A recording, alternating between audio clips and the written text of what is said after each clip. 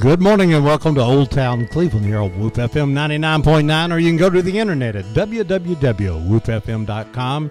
You can call us here at 614-5553. And my lovely co-host, it is a privilege to say so, not in my contract. I used to say it was in my contract, but now I have to say it is a privilege to introduce my lovely co-host, Debbie Moore. Good morning. Good morning. I'm glad to be back with you this morning. Today is March the 1st, 2014, and we have our special friend with us this morning from WRCB TV, David Carroll. And I was just thinking that he was here just last year, and I started looking at the date, and he was here 3 years ago. So we're glad. We're going to be talking about Chattanooga radio and television, and he's brought in some special tracks for us today that we're going to get to listen. We hope, if all of our wonderful equipment works, some old tracks from some old radio stations. I think she was looking at me seeing if the old works. I think so. Doing, yeah. Well, y'all are so nice to ask me back. You know, it's funny. You go a lot of places, and when you leave, the people say, hey, listen, come back anytime. We'd love to have you again. And then you never hear from them again. Yeah. But y'all, hey, you came through. You promised, and here I am. And it's just a joy. It's such a great show. And, you know, I know the last time he was here, it was just great. And I've got the book. And got it back out again, you know, in the last couple of weeks. I've been looking at it and just the memories. And then JetFly just had its, 53rd. 53rd. I seen it 53rd in February, and it came on. And I think they started out with 10,000 watts and went to 50,000 watts. And now I'm in the era that I listen to JetFly. Well, that was the radio station. You're going to enjoy some of the tracks that I brought today because I'm a collector. You know, in addition to the pictures that I put in the book, I've put some YouTube videos together and some sound clips together on Facebook and my own website, ChattanoogaRadioTV.com. And it's funny. Every few months I'll think, you know, I guess I've gotten every old tape and picture that's out there, and then here comes a new scrapbook or here comes a new tape. So it's just been a real pleasure to collect this stuff, and you know, things that used to sit on my shelf for years are now out there on the internet on shows like this. That makes it more fun. I know I have enjoyed some of those clips. Matter of fact, I went on our Facebook, Old Town Cleveland's Facebook, and I posted some of those clips. One of them was from the JetFly Spectacular 1969, which had the cow cells, the box tops, and Tommy James and the Shondells. I was at that one. You were? Yes, I'm going, you know, I'm sitting there, I was looking, I said, well, gosh, I can't remember that, you know. And so you put out $3 for that. Yeah, well. Yeah, $3, and if you bought tickets in advance, I don't think they were, maybe it's $3.25 at the door. I had $2.50 for general admission or $3.50 for reserve seats. I don't know which one I had because I can't remember now. Well, you know, let's talk about that a little because that can be our first clip, as a matter of fact. I brought one of those. Let's see if you'll cue it up to cut 17. Cut 17. I'll tell you a quick story about the JetFly Spectaculars because we talked about this at the reunion last weekend. Johnny Eagle was the station manager of JetFly in the beginning, and Johnny was only in his, he was about 22, 23 years old. The other DJs were about 20. So Johnny was sort of the father figure, you know, if you could imagine that. He sort of ran the show, but he was only a couple of years older than Dale Anthony and Tommy Jet and those guys. But he has so many great stories about assembling those lineups of superstars, all on one stage, 2 shows, one night. Tickets were $2.50, $3. And I wrote about this on my website a few weeks ago. It would be like saying, you know, right now we're going to have Katy Perry, we're going to have Daft Punk, we're going to have, you know, all these Grammy winners, 6 of them on stage tonight at the auditorium for $20. And everybody would be like, that's impossible. You can't do that. You can't get all those egos up on stage at the same time. But they did it twice a year all the way through the 60s. Paul Revere and the Raiders was another big act I remember coming down there, and Roy Orbison, and gosh, the list goes on, and it was just it was a big show. I went on a school bus. A bus? One of the teachers, I think I was probably about 8th grade, young teacher. She's passed now. Shirley LaFew. She and her husband were not afraid to take a bunch of kids that age somewhere, and we went down, and that's the only way I got to see it. But I think that's one of the funny things. Our son started. He's 22 now. He started studying rock and roll history, and he would mention somebody, and Ron and I'd say, yeah, we saw them. We were there. We saw them because in that day and time, it wouldn't break you to go see them, and they were bringing really good acts into Chattanooga. Well, people have asked me, how in the world did they do that? How were they able to get Herman's Hermits and Roy Orbison and the Grassroots and all these people there on the same night? The quick answer is WFLI was part of a quartet of southeastern stations owned by the same family, basically. There was, and they were all these big 50,000-watt AM powerhouses. One was in Jacksonville, one was in Montgomery, one was in Birmingham, and then here in the Chattanooga area. And so they would book it to where it would be economical for the acts. They'd have 2 shows in Jacksonville on Friday night, 2 shows in Chattanooga on Saturday, 2 shows in Birmingham on Sunday. So it wasn't like they were traveling back and forth from New York or L.A. And they had such a powerful footprint. These acts wanted to come and support WFLI. Sure. That was true, too, because if you wanted playtime, Jet Fly was 50,000 watts was a big radio station. Oh, yeah. Still is a big radio station. And the before we play this clip, the best story that Johnny told me out of all this, just to give you an idea of some of the logistics they had to deal with, Paul Revere and the Raiders goofed up. In fact, Paul Revere, he wasn't the lead singer, but he was the leader of the group, right, played the keyboard. He goofed up and actually double booked the band to play in Chattanooga and Atlanta the same day. It was a mistake. And the FLI guys didn't find out until a couple of days before, and Paul was threatening to cancel. He said, look, I goofed up. We're supposed to be in Atlanta Saturday. We're just going to have to cancel. And Johnny said, oh, my gosh, we're going to have 5,000 teenagers, all aggravated and angry. You can't do that to us. So they had to make special arrangements and book a private plane to go back and forth from Atlanta to Chattanooga twice that day so that Paul Revere could open the show in Atlanta at 3 o'clock, get here in time to close the 5 o'clock show at the auditorium, get back to open a show at 6 o'clock in Atlanta, and then fly back here to close the show in Chattanooga at 8:30. And you can imagine, just the heavy lifting back and forth, and they had police escorts to and from the airport, just crazy. But Johnny said we had to do whatever it took because otherwise you're going to have thousands of kids throwing stones at us. Yeah, was that Mr. Benz on those? Yes, Billy Benz, or William Benz, was right, the guy who actually built the transmitter by hand and was sort of the, I guess, how would I put him? I'd describe him as the fellow we all respected and feared. Yes. And feared may have been the key word there. He would come in sometimes with his German Shepherd and just scare the living daylights out of all of us disc jockeys. But he knew what he was doing. And the first transmitter was water-cooled. Yeah, and it's still in the building there. As a matter of fact, when we had the reunion last week, it isn't operative anymore, thank goodness. It's an environmental hazard, I'm sure. Right. But it's sitting there, and it's, I don't know how I've described it. It's probably, 40 feet long and 10 feet wide. And back when I was a kid, I used to have to change the power, lowering the power from 50,000 watts in the daytime to 1,000 watts at night. I was 18 years old. My dad had never let me change a light bulb. And here I was suddenly, pushing these buttons, flipping these switches, and, scared to death. But Mr. Benz was an engineering genius. And he had a very simple formula for a rock and roll radio station, too. He said, we're in the South. People like a little bit of country music. They like a little bit of soul music. They like Elvis. They like the Everly Brothers.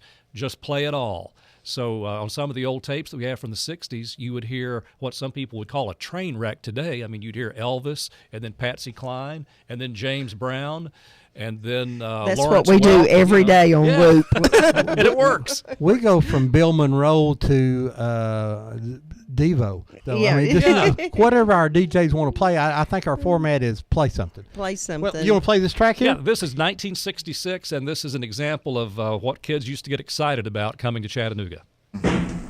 Friday night, December 9th at Chattanooga's Memorial Auditorium, it's WFLI's Winter Spectacular. With 2 great shows, 6 and 9 p.m. See in person the fabulous Roy Orbison. Backed by popular demand, Lou Christie.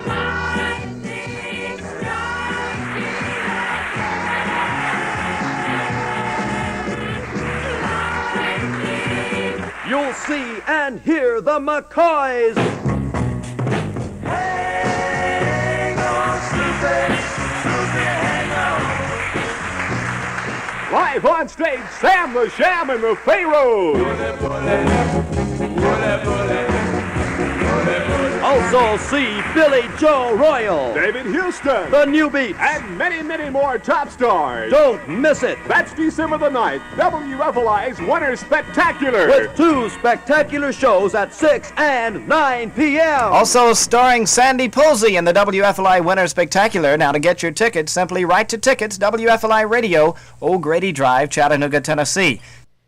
Now, isn't that That's something? amazing. Now, that is an actual... That's a commercial. Stanley Hall and Nick Smith, 2 of the great guys who were at Fly in the 60s, were the voices on that spot. And hearing that just reminds me of another story. You know, as I mentioned a while ago, you have to deal with a lot of egos. I mean, imagine you've got 5 of the top 10 acts on the charts, and they're all, angling on who's going to open the show, who's going to be the headliner. I won't play after him. I won't play before her. And Johnny Eagle told me some stories, and I won't necessarily get into some of the mean, nasty ones. But for instance, I said, were there any of these stars, that we know today that you could tell us something good about? He said, David, Kenny Rogers was on those shows in the 60s. Kenny Rogers had not become a big star at this time. This was before he became... First edition? Right. This was when he was really starting out. And before he became the superstar icon we know today.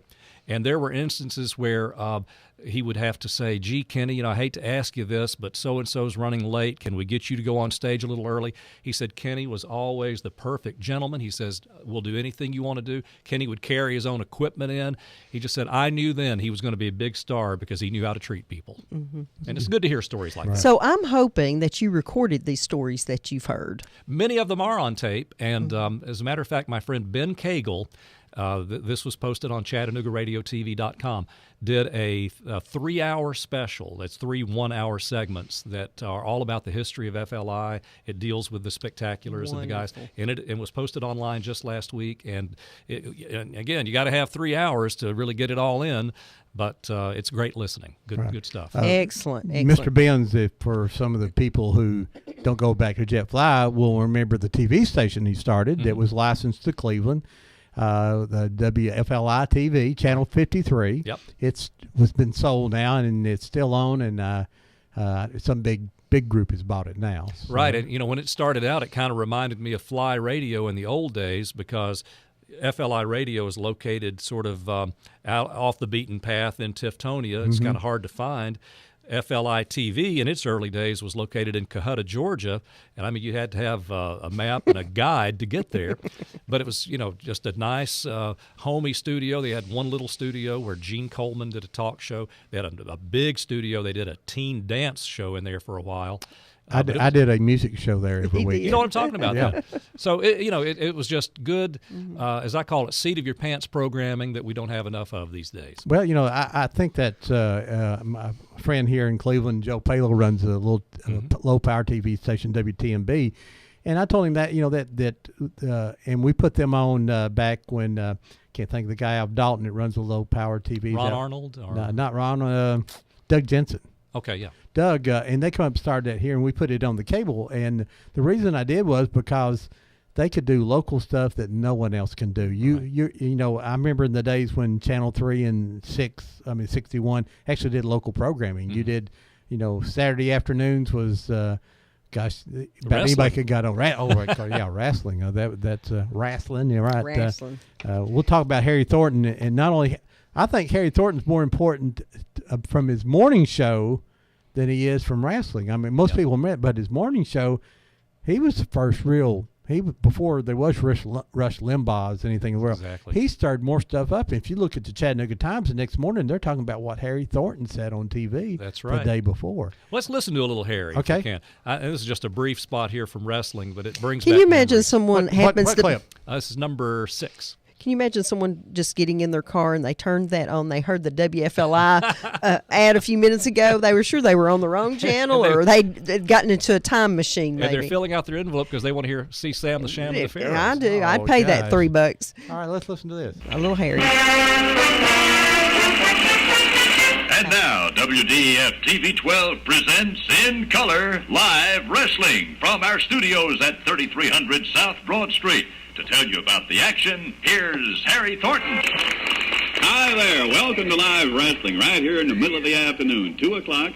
Wrestling time today because of a special football game that will be coming on a bit later on this afternoon. Now, one of the great stories about that, there are people to this day who will tell you wrestling is real. I won't argue that point for right now, but I was talking to some of our longtime crew members at Channel 3 this week, and we're having a studio renovation, and after they took out all of our old stuff from the studio, we realized how big, the studio is. When a room's empty, you realize how big it is. And I was telling them about going over to the old Channel 3 studio on Macaulay Avenue a few years back, and it's just a little tiny studio that they had for so many years. Yet every Saturday they built that wrestling ring and put chairs around it and put a desk over on the side for Harry to moderate.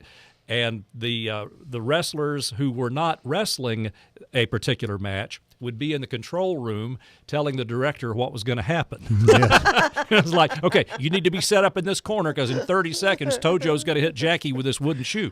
So it was all pretty well scripted, but it made great TV. One of our early shows, we've been on 5 years now. Our early shows is we done characters. Just people. We're talking about early TV too, and or just people. And so we interviewed Miss Marsha. She called us on the air, and which was great, and everybody, and we all remembered her. But Jackie Fargo called us. Oh, and he was in a limousine going to somewhere. He was being inducted into Hall of Fame. It was funny listening to him talk to his driver, telling him, "Oh, just turn through there," and saying, but.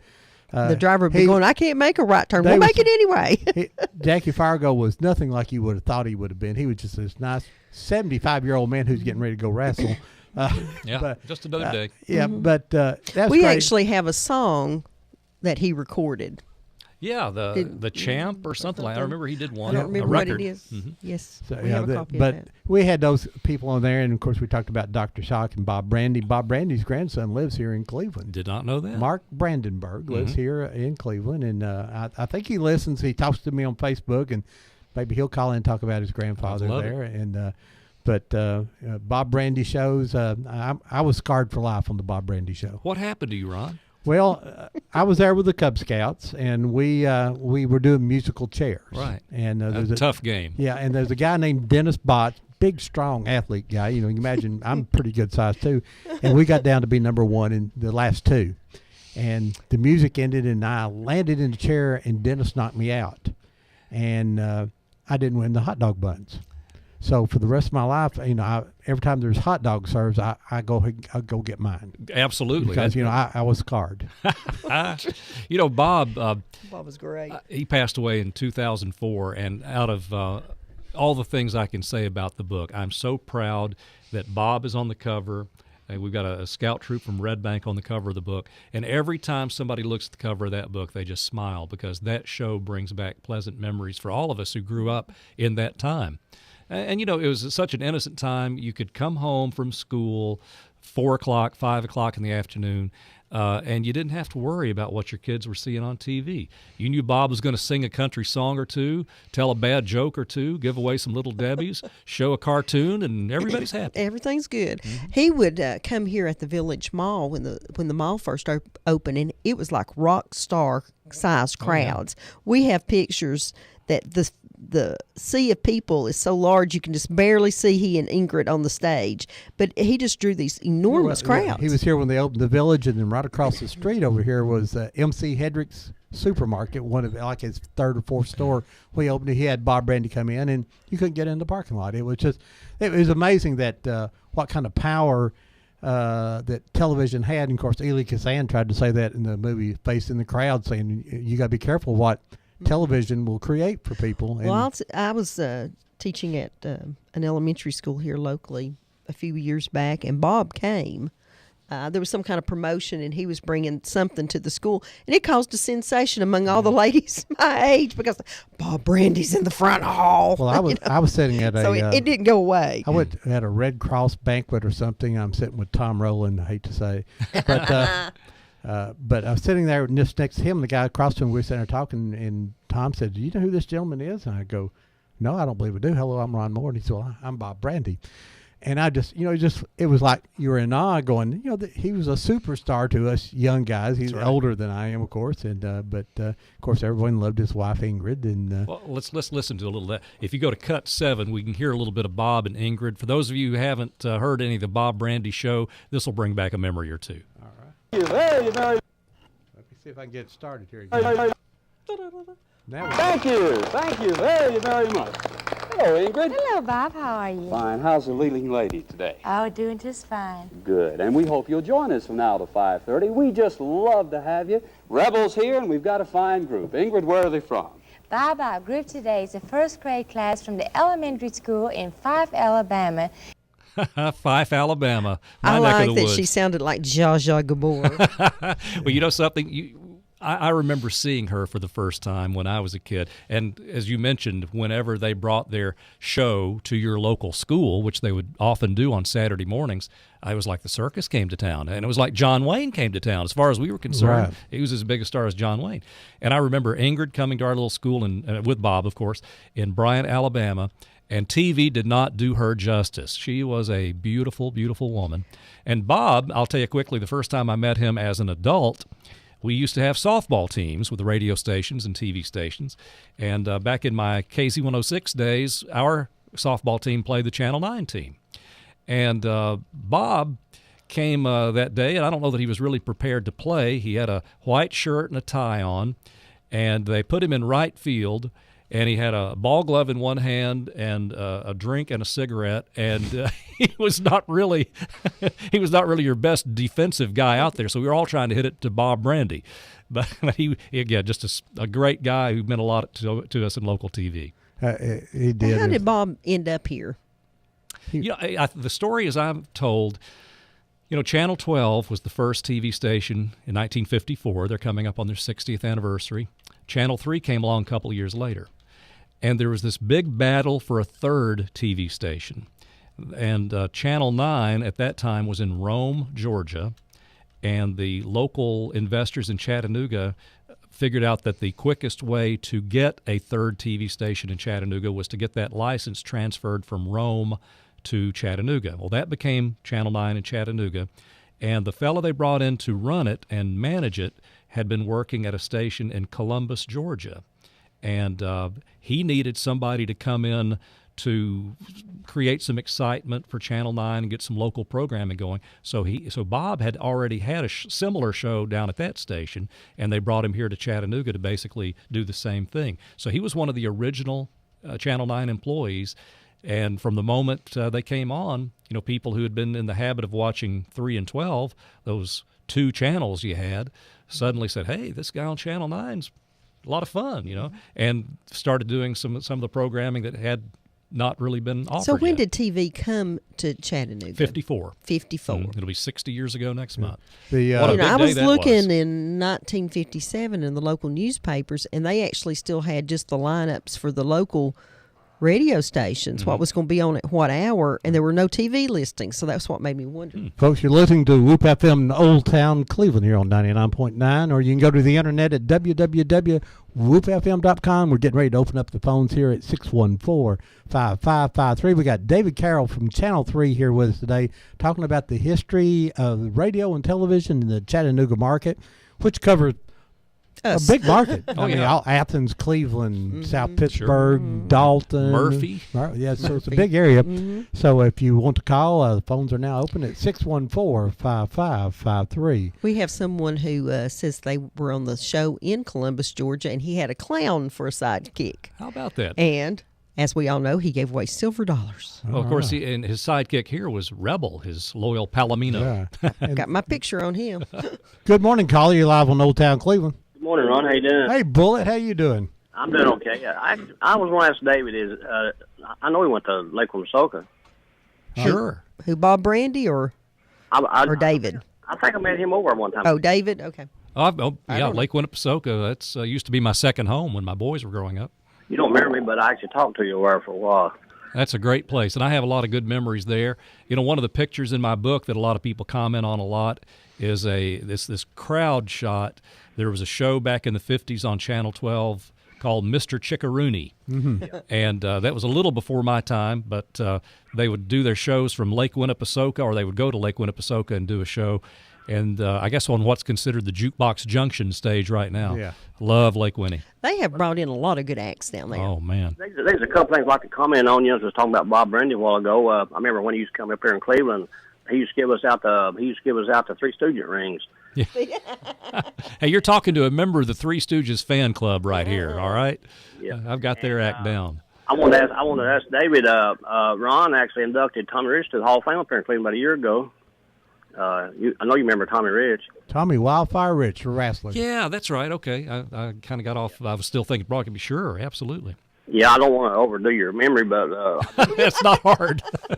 I just want to bring it up about Ron. He inducted Tommy Rich, and I used to be, now Harry Thornton, he used to let me in free dinner. I used to go so much. He would let me in, he'd give me and my brother passes, and down at the auditorium, we'd get in free. You know, I never got to meet Harry, and that is one of the great regrets of my life.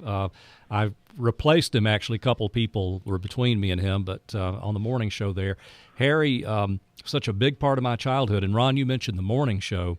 You're right. I still remember waking up one morning when he started that show. In fact, the original name of it was Regional Report. That's before they really called it the morning show.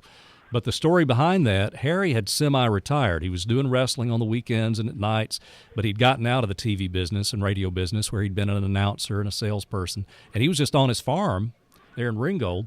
And at that time, the only game in town was the Today Show every morning. And the station manager at Channel 12 just came to him and said, Harry, you seem to have a strong opinion on everything when we just sit around and talk. We ought to put you on TV, just set you up with a desk and a phone and let you talk about what's in the news and see what happens. And Harry says, I'm retired. I'm not really interested. And the guy said, let's try it for 2-3 weeks, see how you like it, and let's see what happens.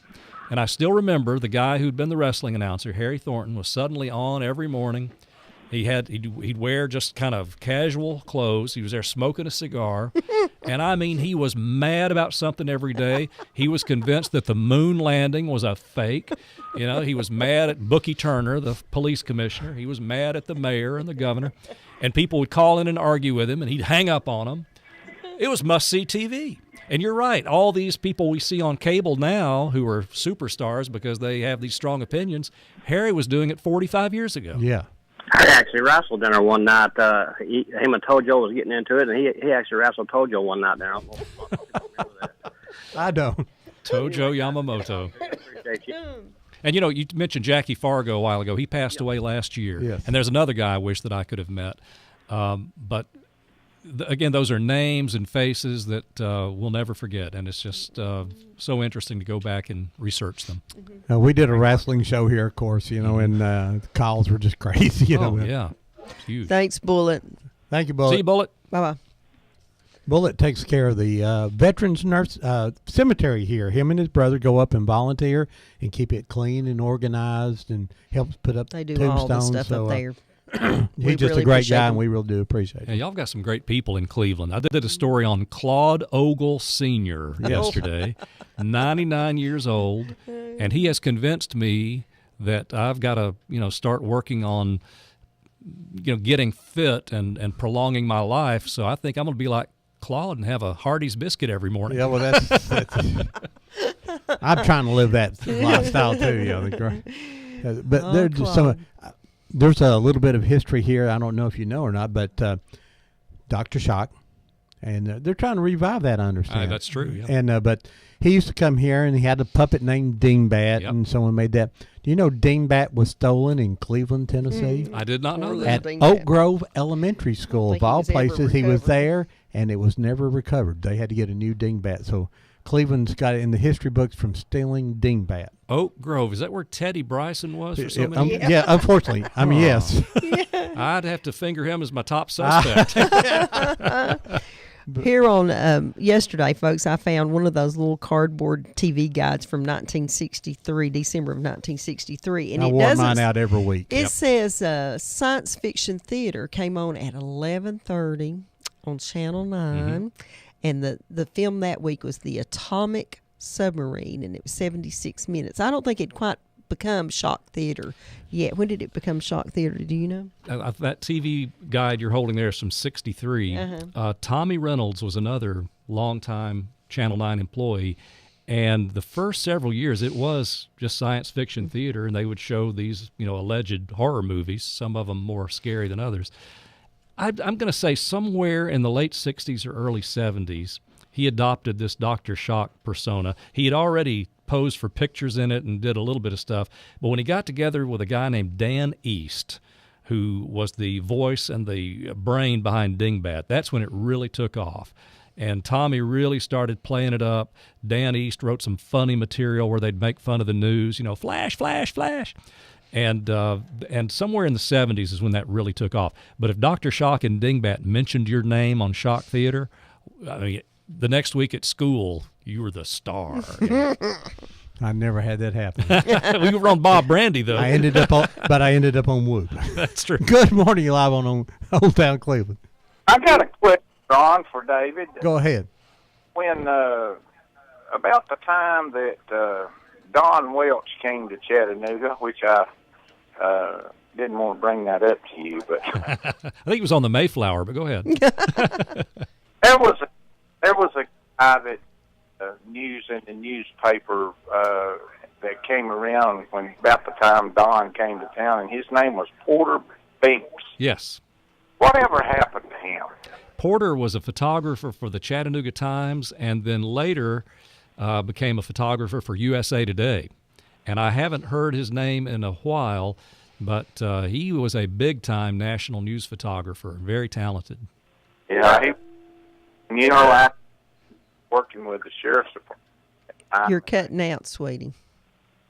When they first came down, they called them ambulance chasers. Oh.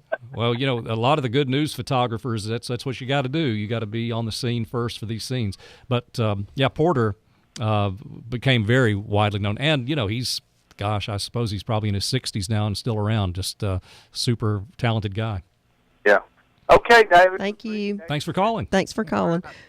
We actually stumped David this week on Gene Bean. I haven't heard of Gene Bean. Gene Bean is the human bomb.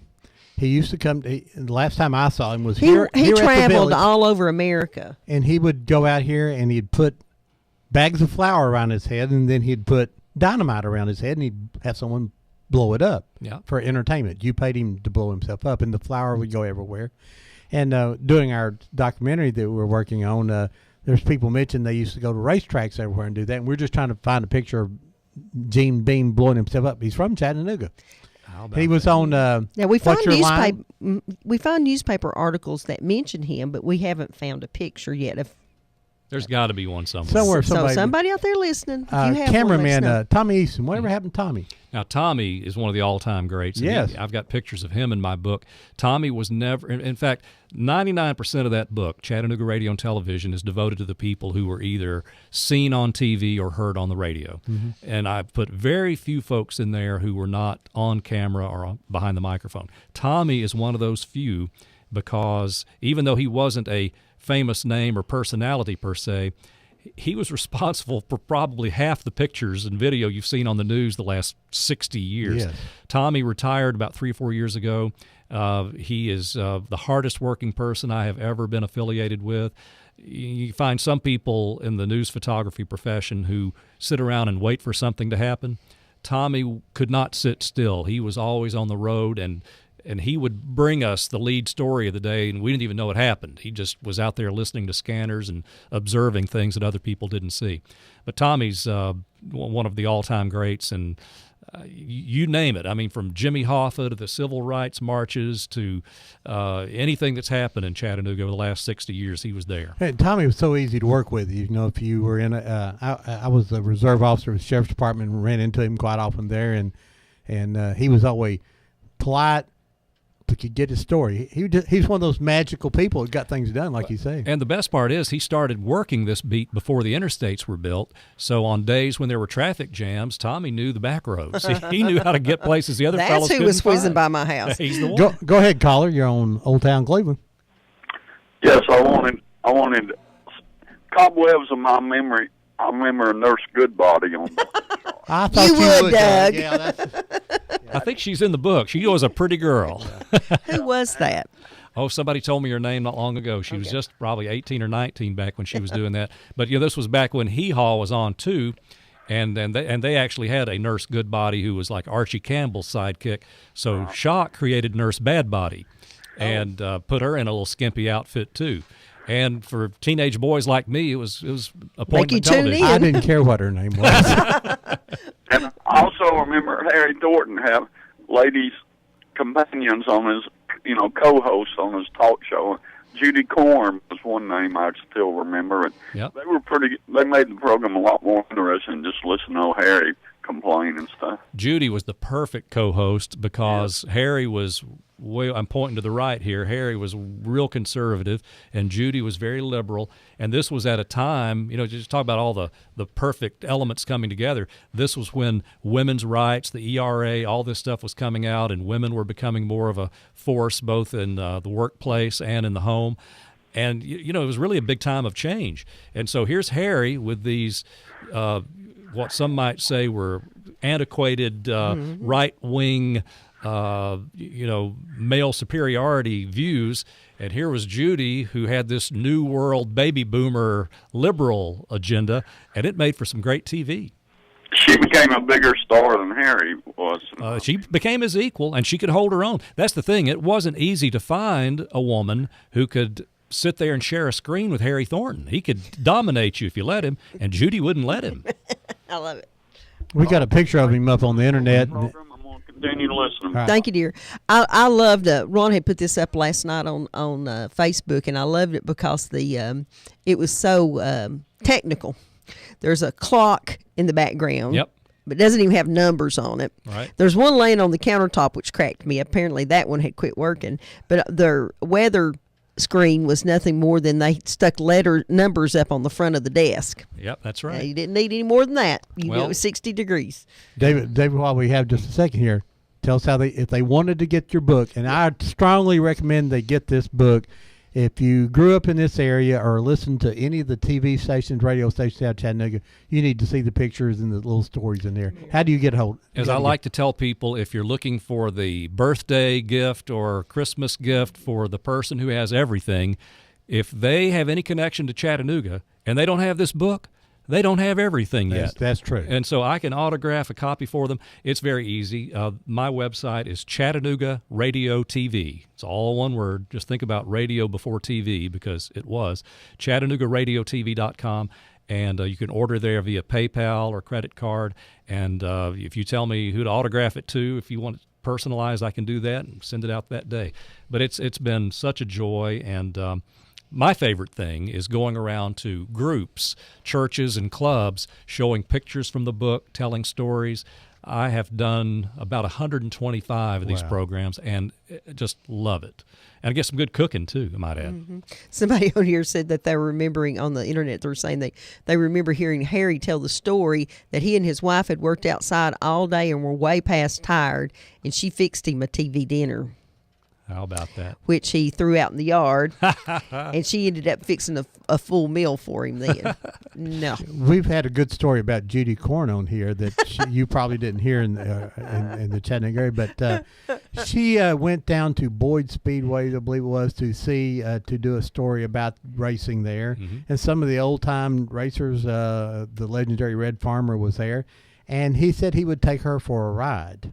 So Judy got in, and they sort of tied her in over on where there's not a seat. Put a sofa cushion and then tied her in with a rope. Oh, my goodness. So the first few times he took it easy, and then he put it down, and just, as the guy downstairs said, he showered down, and he went after it. And when she got out, Judy had wet herself, and much to the delight of the fans and the other drivers. Well, much to her own giggle, too. They said she had a delightful reaction to it all, that it was just really funny. But Red Farmer really enjoys telling that story. That's great. That girl named Judy from Chattanooga, she calls him. She's the one. You had somebody to ask about the Jim Neighbors story a while ago. Yes. Let's do that. And Ron, if you'll cue up the CD to cut 3, I'll tell you, this is one of my favorite stories to tell when I go around to churches and clubs. And if any of you listening ever need a program or entertainment for some gathering, this is my favorite thing to do. As I tell people, when I'm on the news every night, I have to talk about tragedies and deaths and destruction. So it's fun to see people face to face and have some fun and tell some stories. Back in the early days of Channel 3, when the studio was on Macaulay Avenue, we had a daily 1-hour show called Holiday for Housewives. And you can imagine, early entertainment, they would just do whatever they could to entertain people. They would have people come in and sing and tell jokes and tell stories and do travelogues, that kind of thing. Well, when you're doing an hour a day of live TV 5 days a week, some days people call in sick. Some days it's snowing. People can't make it to the studio. So there would be occasions where they would literally go around the building at Channel 3 and ask the employees, is there anything you can do to fill some time?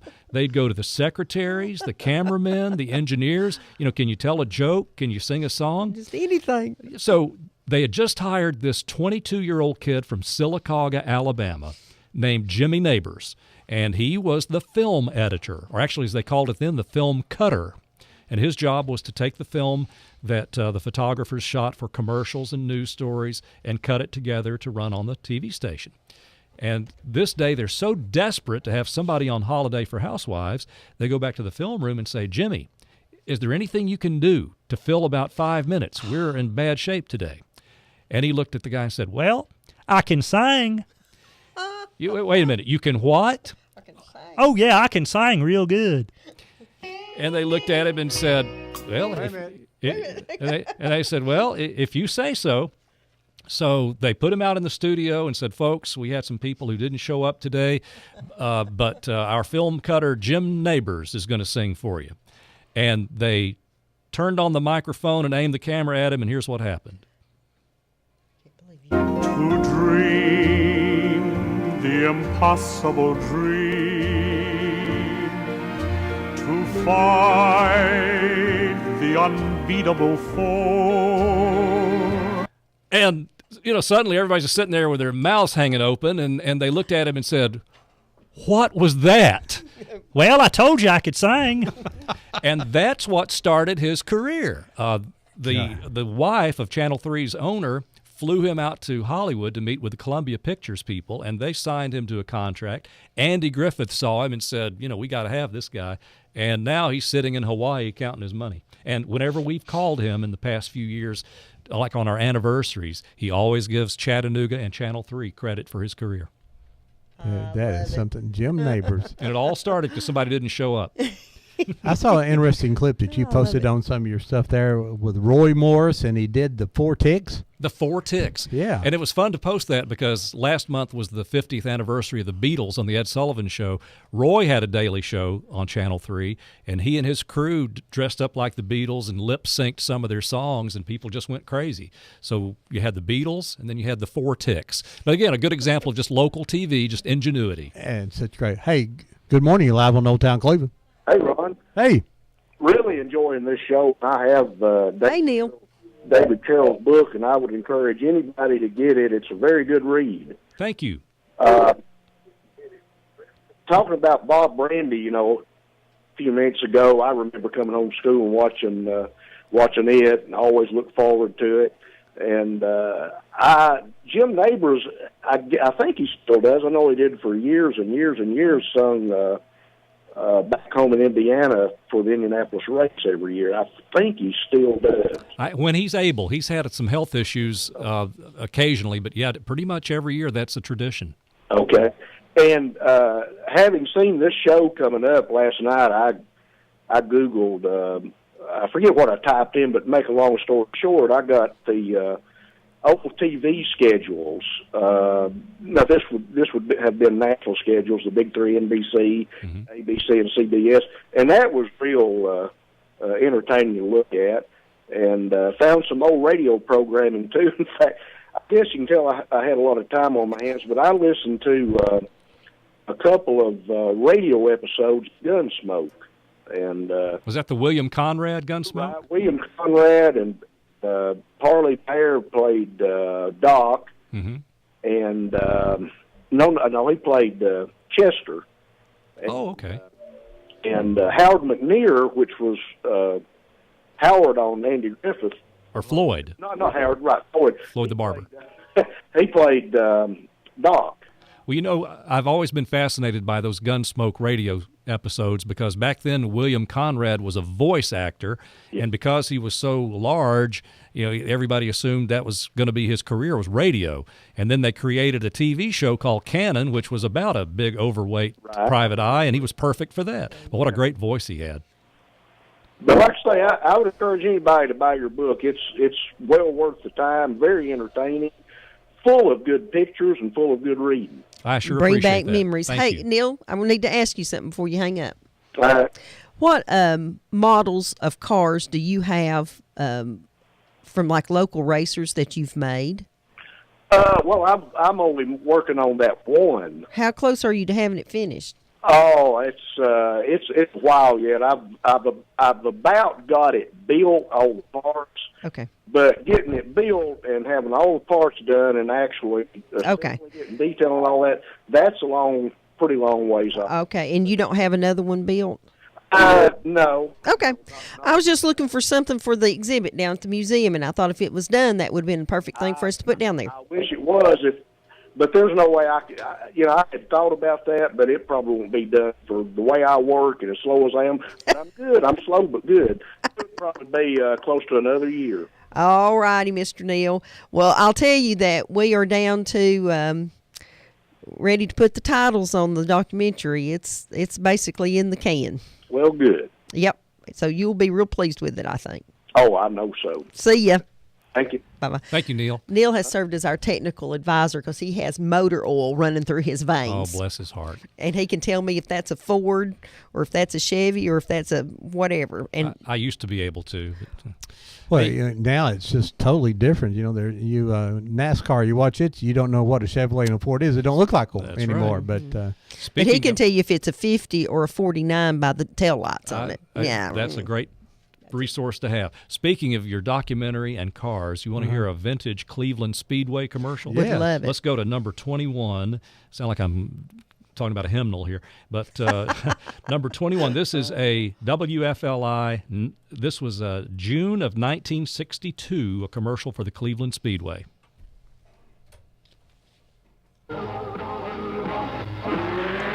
It's Dan Fleenor's Hurricane Hail Drivers at the Cleveland Speedway, Wednesday, June 20th. 2 hours of smashing, crashing thrills in 1962 Dodge Lancers. See these motor maniacs perform a 75-foot ramp-to-ramp leap. See the sensational dive bomber crash. And the deliberate crash roll contest and stock automobile. A motorcycle firewall crash. On the raceway, directly in front of the stand, it's Dan Fleenor's Hurricane Hail Drivers. At the Cleveland Speedway, one night only, Wednesday, June 20th. Admission for adults $1.50, children 50 cents. Don't miss it. Dan Fleenor's Hurricane Hail Drivers at the Cleveland Speedway. You'll see it from the edge of your seat. Remember now, one night only, June 20th, 8:30 p.m. Hey, that was a good price for those tickets, well, too. I will tell you that I have the Hail Drivers on video. Do you? That's the we actually do. That's that's what it says on the side of the car. So you have to assume it's the same entertainment. They have these little white cars that they did. Not, I didn't think as exciting as the Joey Chitwood thrill show that I had seen, but they had motorcycles going through the fire. They had a clown in some little car that his car was puffing smoke and all that kind of stuff. So that would be really interesting to have that soundtrack to go with that. Go ahead, Collie. You're live on Old Town Cleveland. Hey guys, Doc Hollywood coming in. Doc Hollywood, what's up, bud? I want to call in and talk to the legendary David Carroll there. Let's talk, Doc. How are you? Hey, not too bad. I had the opportunity to meet you, I think, at one of the Tommy Jet things a couple of years ago. I had real long hair. I'm stuck back in the 80s there, David. I remember. You're a whoop legend, man. Well, how about that? Well, thank you for saying that. I couldn't hold candle to you, sir. It's infamous, not legend. Hey, David, I talked to you about this before. Forgive me if y'all broached the subject. So you cracked the mic on 106 back in the day. Was the date 1978? Yes, that was the first day KZ106 was on the air.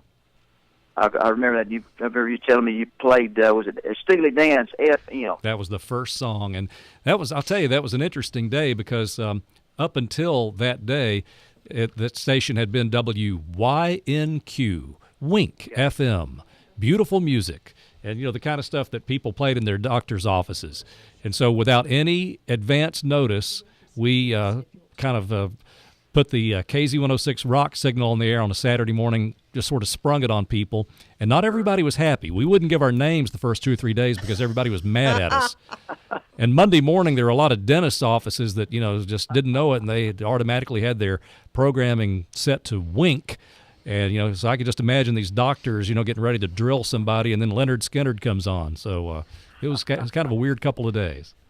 Well, so it's not always been the 100,000 watts as it is today, I guess. No, it started out as 100,000 watts. That station actually came on the air in the 60s as WLOM from Lookout Mountain, and then gradually transitioned into Wink, and it's been KZ now for 35 years. But we had bomb threats. I mean, people were mad at us at first because they did not want that evil rock and roll on FM radio. And it turned out to work out pretty well. Tell me now on the timeline of what they called the morning zoo. Was that later on in the early 80s? That was late 80s, like 85 through about 90. They had the ERs on the name of several of those guys. There was Jammer, the Pager, the Chaser. Mm-hmm. They had that theme going there. That was always nice to tune in to. Of course, I talked to you. I couldn't let this call go by. Talking about the late Richard Parker Smith, legendary. I guess he's close to we would get as to Howard Stern. Would you not say that, David, from back in the day? Parker is one of my all-time favorite radio personalities. He's one of the few people who made me pull over to the side of the road because I was laughing too hard to drive. He was on various stations over the years, but he would fill in for Earl Friedenberg on WDOD sometime. And Earl's just, Mr. All-American apple pie, just salt of the earth kind of guy. And Parker was this kind of radical thinking, wacky, creative, funny person. And as we would put it, a lot of the little old ladies would call into Earl's show, and Parker would do everything he could to offend them. and I would be riding along, and some of these Earl fans would be calling in, arguing with Parker, and it was just some of the funniest radio I ever heard. And poor Parker had a lot of personal problems, passed away a few years ago, but he was a real natural radio talent. An outstanding talent. You're exactly right, sir. Very good. Thanks for letting me call in and share those memories. And I'm going to pick up a copy of your book yet, sir. Love for you to have it. Thank you, Doc. Where all can they pick up a book? Is there someplace that you can just buy it? There are some stores here and there, and to be honest with you, I'm not sure. It's been out a couple of years, so I would imagine it's still in some of the bookstores. The thing that has flattered me the most over the years that I didn't expect was that people like to have an autographed copy. I didn't, I didn't expect that, and that's been really flattering. So that's why I started the website. I can't autograph if it's sold at Walgreens, but if I send it from home, I can. So that's why I send as many people as I can to ChattanoogaRadioTV.com, and we kind of kill two birds with one stone there. Mm-hmm. Really great. Talking about change, excuse me. Being in the cable business, we would from time to time change channels. Mm-hmm. You couldn't even change the location. You couldn't move 3 to 4. That would be terrible. But we wouldn't do that. But we took off Channel 5 out of Atlanta, which really didn't meet the requirements for the must carry. Right. And we put on this new channel, which our company had created, called the Weather Channel. I never got so much hate mail and people knocking on the door that morning. And we got to the office that morning, and someone had written a very nasty note and nailed it to the front door. And it said some things that I can't repeat on the air here, of course, unless it's 3 to 5 in the afternoons from the Whoop guys. They do whatever. Different set of rules. Yeah, we don't do that. But it was pretty interesting. But no one said no one will ever watch that crazy Weather Channel. I've known people back in the 80s who had a chance to invest in cable TV and satellite TV, and they turned it down because you know what they said? Nobody will ever pay to watch TV. Oh, they'd like to have that decision They hadn't back. seen my cable bill. Good morning, you live on Old Town Cleveland. Hey, this is BJ. Hey, BJ. What's up, sister? Well, I'm just enjoying this show so much I can't even tell you how much I've been looking forward to it. And, David, I've enjoyed you all the way back to your FLI days, and I was horrified when you left. You know, when I left radio, it was a gamble, and I remember telling my then fiance, I said, you know, if this TV thing doesn't work out, I can always go back to radio. So anytime I can come back and see Ron and Debbie and be on the radio, it's just like being home. Right, and I believe that TV thing worked out. Yeah, so far, it's been fun. Yeah, I have your book, an autographed copy, and I ordered it as soon as it was announced on TV back when it was ready. I ordered it right then, and then I've given it as a gift also. And everybody that has anything to do with Chattanooga, surrounding areas, everybody needs this book. It's a fabulous book. Thank you, Debbie. Hey, would you like, I did bring about a 45, 50-second clip of me on FLI back in my rock and roll days. Would you like to hear a little of that? Yes. This is kind of fun because, you know, I've been doing news for so long, some people forget that I was a wacky disc jockey. So cut 16, Ron. This is I think I was 18 years old on WFLI in 1975. Debbie, hope you like Thanks, this. BJ. Bye-bye, dear. BJ. WFLI request line. Who's this? Tanya Gross. Hello, Tanya Gross. How you doing, honey? I'm doing fine. You listening to Fly on Monday night?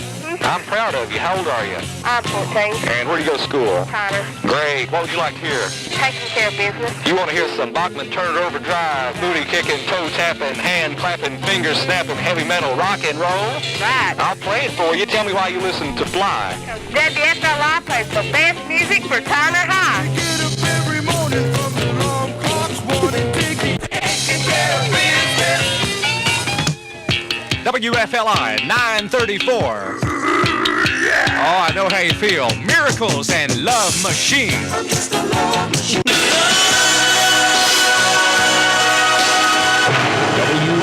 WFLI. Lookout Mountain, Chattanooga. Oh, that was fun. Oh, that was fun. Oh, I remember listening Can to you that. do that rap off like that now? Sure. If you had a little rock and roll, we could do it. I don't have That any was rock and roll. fun. I used to lay out in the sun and do irreversible damage to my skin, and someone every now and then would go, "Okay, girls, it's time to turn over." There was another station. It got into the rock. Was it DOD? DOD did for a while. Had Gene Lovin went over there? Yes, Gene Lovin was there. Nighttime was the right time for loving. That's my man. He's a good fella.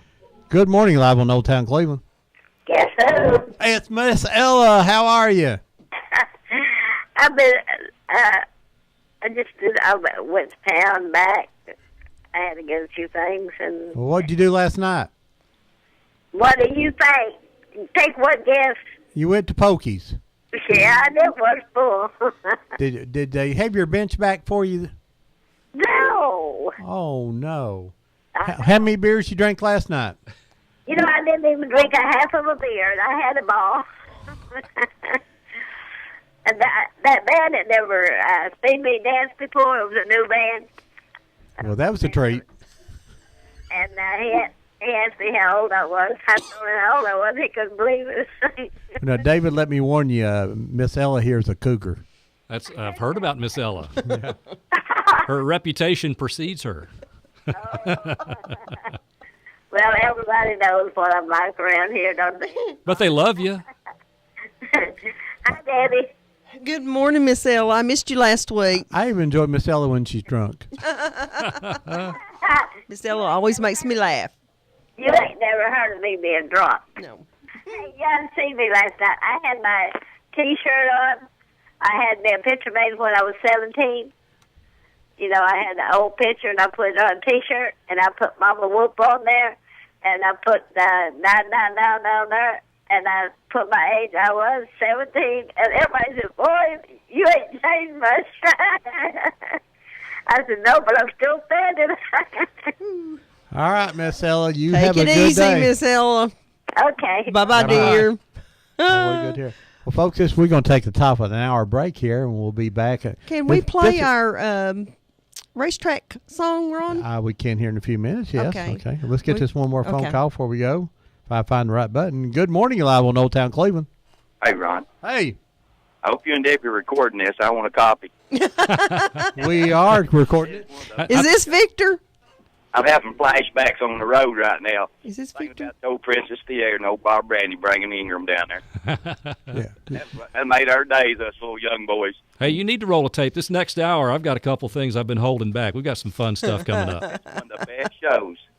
Thanks. You know, people just don't know how great that was back then. You know, the kids now don't get the opportunity to do the stuff we got to do. It was good music. It's funny. A few months ago, they had a summer youth group at the YMCA here in Cleveland, and I took the program that I take to these churches and clubs where I show the old pictures and play the old clips. I didn't know if these teenagers would get into it. They loved it. And, you know, for them, here's the thing. When you tell 15-year-olds about what we grew up listening to and the choices we had, I mean, they're just sitting there like, really? I say, you know what? When we had 3 channels on TV, we thought that was outstanding because our parents didn't have any channels. And for a while, they just had 1, and then they had 2. By the time we had 3, why? It couldn't get any better than that. The only thing bad about 3 channels is when the president was on. Yeah, he's on the every president's channel. on. We're not going to see Bonanza. That's right. The hard thing to us was explaining to our children that great music didn't come from the Forrest Gump movie. Right, yeah. They thought that's where it came from. We go, no. Funny about it, they're still playing it today. Well, That's and the wonderful thing about it, and I hate to sound like an old fogey here, but when you look at the 60s and 70s, these, I always point to the year 1969. That was a year that was really big for me in music. And when you look at if you go to find the music charts, you go online, just search top hits of 1969, and you will see at one particular point in time, pretty much every superstar name of the baby boomer era you can come up with. Johnny Cash, Bob Dylan, James Brown, Temptations, Elvis, Beatles, on and on, Rolling Stones, name them all. They're all on the charts at the same time, and they have a new hit song every 3 months that's just as good as the last one. I mean, we'll never experience anything like that again. No. You're right. I remember on Sundays going to Max Point, and everybody brought a transistor radio, and that's what we listened to, WFLI. We didn't have to worry about no other channels. That was the only channel. Oh, yeah, it was huge. It's amazing the difference now. These kids, they don't have the fun. They don't understand what we went through. And I've had people that work for me said, we missed the wrong time in our lives. And I tell people now watching the news, if you watch me on the news or any of the other people on the local news, we move quickly. Everything's, bang, bang, bang. They say, keep it moving, read fast, show video, move fast. I look back at those days. In fact, we'll listen to a little clip in a little while of Mort Lloyd do the news back in the 60s. Oh, Lord, I remember that. He talked very slowly, very deliberately. Hey, we didn't have a remote control in our hands back then. We'd have to physically get up from our chair. You just watched whatever came on next. I mean, Mort knew you weren't going to get up. He was going to read it at his pace. We were the remote controls back in. There you are. That's right. Go turn that antenna. I really enjoyed this show, and I know you got a lot to do, but this is one of the best shows. This needs to be recorded because I like to have a copy of it. Thank you, Victor. Well, it's yours. Victor, on Friday and Saturday night, what did you do before you went to Max Point? Well, we usually went to the National Guard Army or the YMCA dances. Or down to the Play Late and done the Flunky Chicken, right? But that's later on when Johnny Holden era. But we're talking about even before then, the old National Guard Army, Charlie Snyder and the Ravens and that kind of group. See, I'm a lot older than you, Ron. You're not a lot older than me. I was in school the same time you were. You were graduating as I started, though. See, I was supposed to graduate in '68, but I got red-shirted. Fifth year senior, hey? I love it. One of the best shows. Thank you, Victor. Thank you, Victor. Bye-bye. I really enjoy it. Bye-bye, dear. All right, we'll take a break. We'll be back here in just a moment. Well, in Old Town Cleveland. WOOP, LP, Cleveland, Tennessee. You need money overnight? Check into cash. Your time is tight. .com. Bank account's too low? Check into cash. So where do you go? .com. Do it online in a record time. It's the easy way to get money next day. Do a quick click from home at checkintocash.com. Just stay in the house. Check into cash and grab your mouse. .com. Get your money online. Check into cash right on time. .com. You can be sure it's secure from our bank straight to yours. Do a quick click from home at checkintocash.com. No time to get away. Check into cash. You gotta stay home.com. Hey, that's okay. Check into cash. You can do it alone.com. Any old time, do it online. Just stay in the house and grab your mouse. Do a quick click from home. Get your money overnight at the right website. Do a quick click from home. Go to checkintocash.com. Wheeler Technologies has moved. Visit them at their new location at 490 Grove Avenue Southwest next to Bradley Rentals. Same great folks, same great service with a better location to serve you. Call Wheeler Technologies for voice, data, and security needs at 664-TECH. That's 664-8324. And remember, depend on Wheeler Technologies for the current time and temperature every day at 476-1111. Tennessee Alarm Contractor C1750.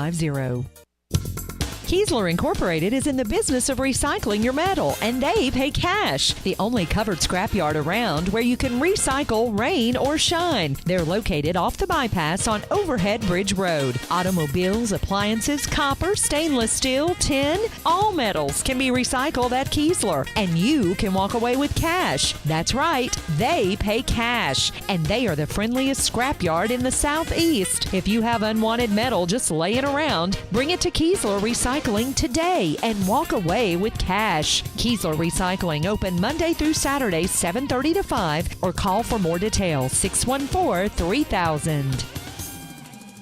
In the nation, we're behind you 100%. Add brand new belongings from Nationwide Insurance, and we'll replace stolen or destroyed items with brand new versions.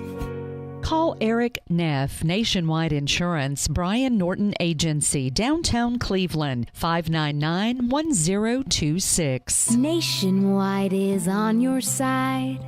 Optional feature exclusions and limits apply. Damaged items may be repaired. Consult policy language for specifics. Nationwide Mutual Insurance Company and Affiliates, Columbus, Ohio. Partly sunny skies on tap for your Saturday. We could see some clouds at times as well throughout the day today. We'll see a high this afternoon around 60 degrees or so. Overnight tonight, not quite as chilly, only in the 40s, and then partly sunny skies for your Sunday. Tomorrow's high near 70. That's a look at your weather forecast here on 99.9 Whoop FM.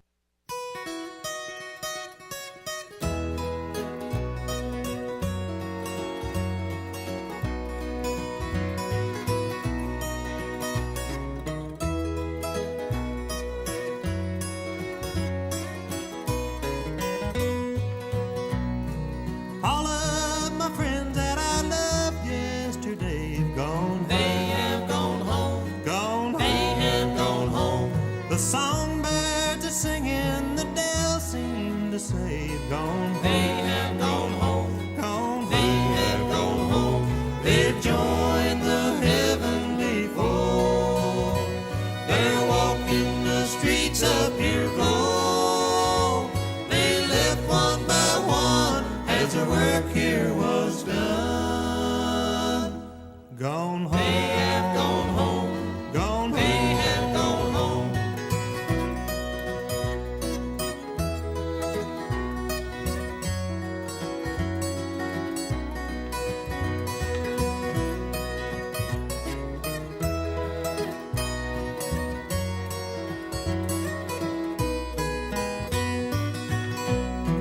Life here is lonely since they've gone before. Gone. They have gone home. Gone home. They have gone home.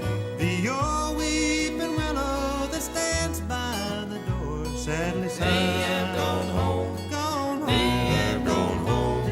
They've joined the heavenly fold.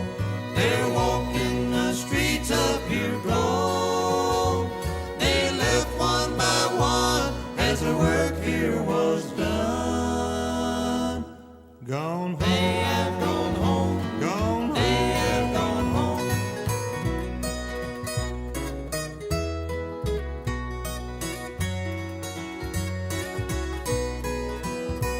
They've joined the heavenly fold. They're walking the streets of pure gold. They left one by one as their work here was done. Gone home. They have gone home. Gone Well, we play that song every week for all those who've passed on and in our local community. And a great entertainer from our that's been here a lot was Tim Wilson, passed on this last week. So sad to see him go. And we were talking about him at the break there. And I listened to Chuck E. Cheese Hell last night on the internet, and it was a lot of fun. Just a great entertainer. Good morning, you live on Old Town Cleveland. Well, good morning, Miss. Hey, Miss Marilyn. What's up, sister? Well, we're sitting at the co-op with the fish truck. Well, now you can't be with the fish truck because it's not a torrential downpour or freezing cold, which is what's happened to you the last 4 or 5 times. Snowing. So you're going to be there for a few more minutes? He should be here till 12 o'clock, and they're coming back the 21st, which is on a Friday from 11 to 12. So if they can't make it here today, then in 3 weeks they will be back. Okay, and we'd be glad to.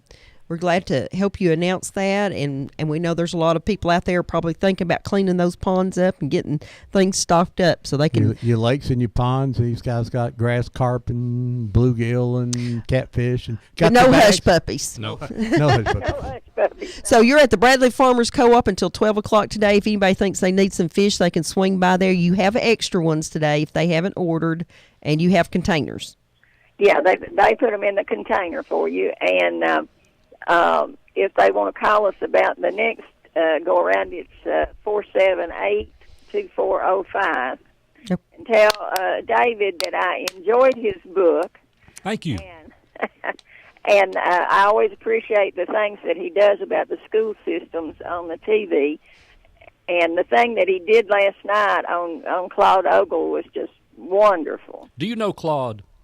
I don't know whether I know the name, and I might know him if I saw him in person, but right offhand, I don't remember.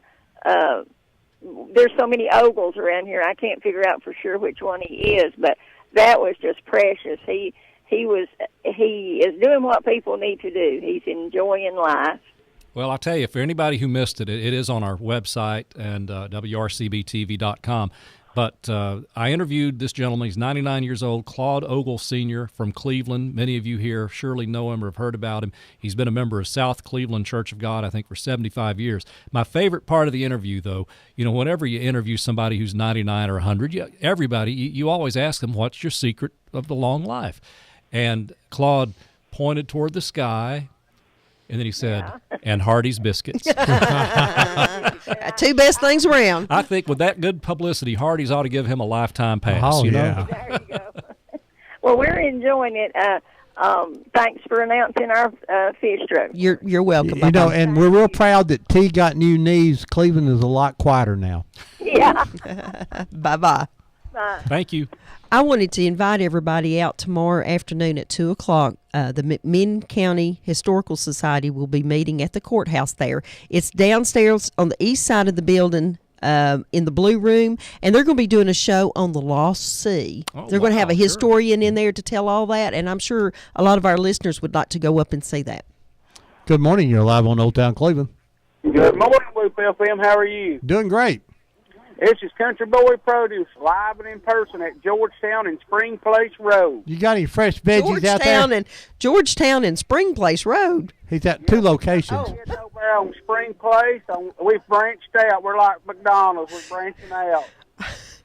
I thought you were lost there for a second. So you got two places. What you got today? We've got tomatoes, we've got green bell peppers, we got cucumbers, squash, zucchini, orange, tangerine, squash, red potatoes, picklers, sweet potatoes, golden delicious apples, red delicious apples. Come on down. We're here and it's selling it at a cheap price. That sounds great. Well, thank you for calling in. We're glad to let you announce that. Like you said, you got maters, though, right? We've got maters, yes, $3 a cup, and not just like any maters. These maters are on steroids. They fill the palm of your hand. So they have some actual taste to them. Yes, they do. Well, that's the kind I like. All right. Thank you. Bye-bye. Bye-bye. Like I say, I love our listeners, our callers. We got David Carroll here today. We're talking about the history of Chattanooga radio and television, and you can get his book at ChattanoogaRadioTV.com. Absolutely. And I've got some in the trunk of my car today. I don't have any tomatoes. I should have brought some of them too, but I do have that. Hey, go ahead, caller. You're live on Old Town Cleveland. Yes, I'd like to say happy birthday to Redhead Wildcat. Oh, no, Redhead Wildcat. What is she, 83 today? 78. 78. I'd say you're both in trouble. Yeah. You were close. All right. Bye-bye. Thank you. Ron, you mentioned, or you got on the screen there, Mort Lloyd and John Gray. I brought a little sound today. I'd like for people to hear these folks on, let's see, the 1950s, 60s, and 70s. Mort Lloyd and John Gray, they were our local Walter Cronkite and Willard Scott, I guess you could say. A name that everybody knew. And we'll go to cut 4 here. Thing I want to brag about John Gray, he was the weatherman back before we had all the fancy equipment and everything. He would go out to the airport every day and get the forecast, and he did a pretty good job. Let's listen to John. Okay. I can get the right button pushed. The rain end of it was coming in from Muscle Shoals, Huntsville area and actually mixing the warm, moist air going up over the cold air and setting off our thunder showers. Now, John used those magnets, they'd put up against the weatherboard. You can see these little lightning bolts or sunshine. Like we do in kindergarten now. And the L for the low and the H for the high and all that. But he did such a good job, and people truly trusted him. He only passed away just a few years ago here in Cleveland. He was well into his 90s. Yeah, Mort was running for office and had a plane crash. Right. And Mort is on this next one you'll hear. This is cut 5. Let's get this caller. Okay, sure. Go ahead. Go ahead, caller. You're live on Old Town Cleveland. And try again. Oh.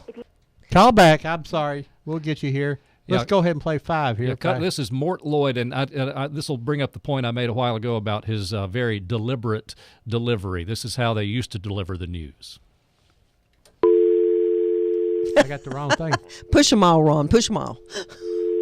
Now, let's back up here. I've got the wrong button here.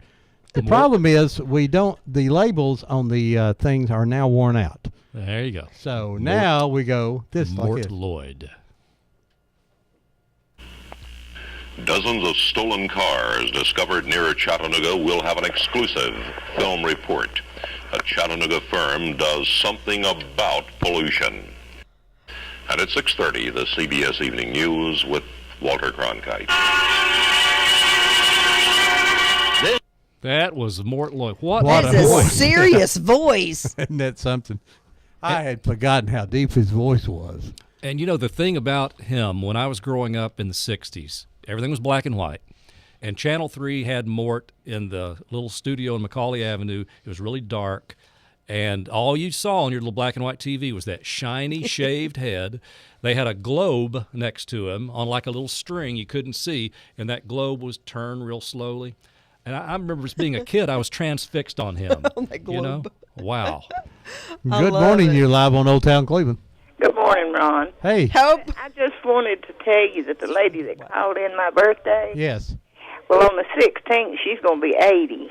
Oh, they're telling on each other now. I think we started something. That's just to get even. Well, happy birthday, Red. Thank you. I appreciate it. Okay. Thank you. Bye-bye. I have a feeling there was serious discussion going on before that. You can call us here if you want to out somebody's age at 614-5553, and we're talking about Chattanooga radio and television history. And with David Carroll from WRCB TV Channel 3, you do the 5 o'clock and the 6 o'clock. And the 6 o'clock, yep. Yeah. Mm-hmm. A person that we've all got to know very well. And good morning, you're live on Old Town Cleveland. Hey, Ron and Debbie, how's it going? Good morning. What's up? Oh, just had a little funny story I had to throw in there. Go ahead. Yeah. When I was growing up, before I convinced my father and mother to buy me a transistor radio, I'd always steal Dad's truck keys and go out to the truck and listen to Jet Fly on Sunday mornings. Then I finally got a transistor radio out of it because I run the battery down. It was cheaper. It was much cheaper. Yeah, he had to get out on Monday morning and push that truck off. So he didn't like that too well. So that evening, I got a transistor radio. Arnold, my favorite story still is when your dad drove the car back and couldn't figure out why it was so hot. He had not been introduced to seat warmers yet, and he was hauling a car for somebody and driving it back, and he just thought that was the hottest car he'd ever been in his life. Well, now, you want to hear a little great jet fly from the past? Sure. This is, out of everything that Jet Fly put on, this is what people remember. Ron, it's cut 10, and this is truly what we listened to when we were growing up.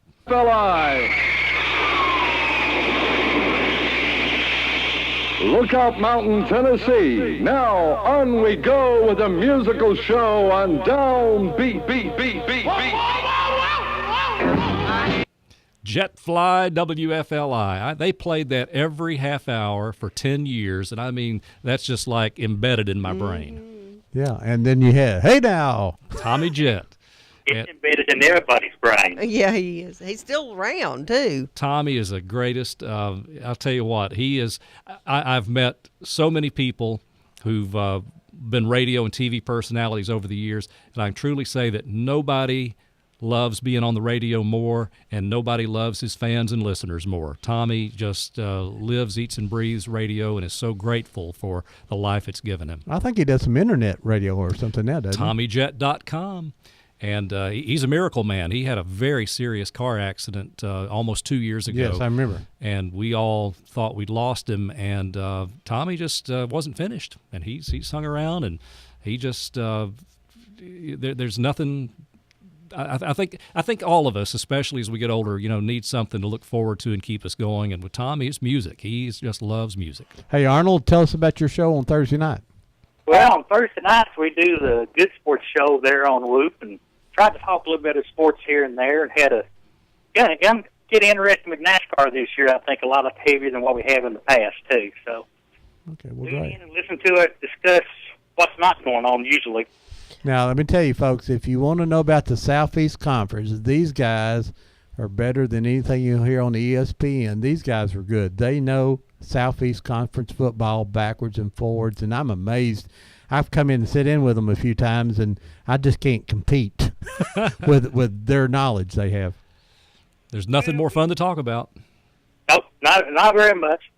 Of course, he's talking about Tommy Jet. I was on my way back from Lafayette a few years ago and was flipping channels on the radio, and Sunday night and caught him on the air, and I said, now, wow, blast from the past. Yeah. Do you remember the Night Train? Yes.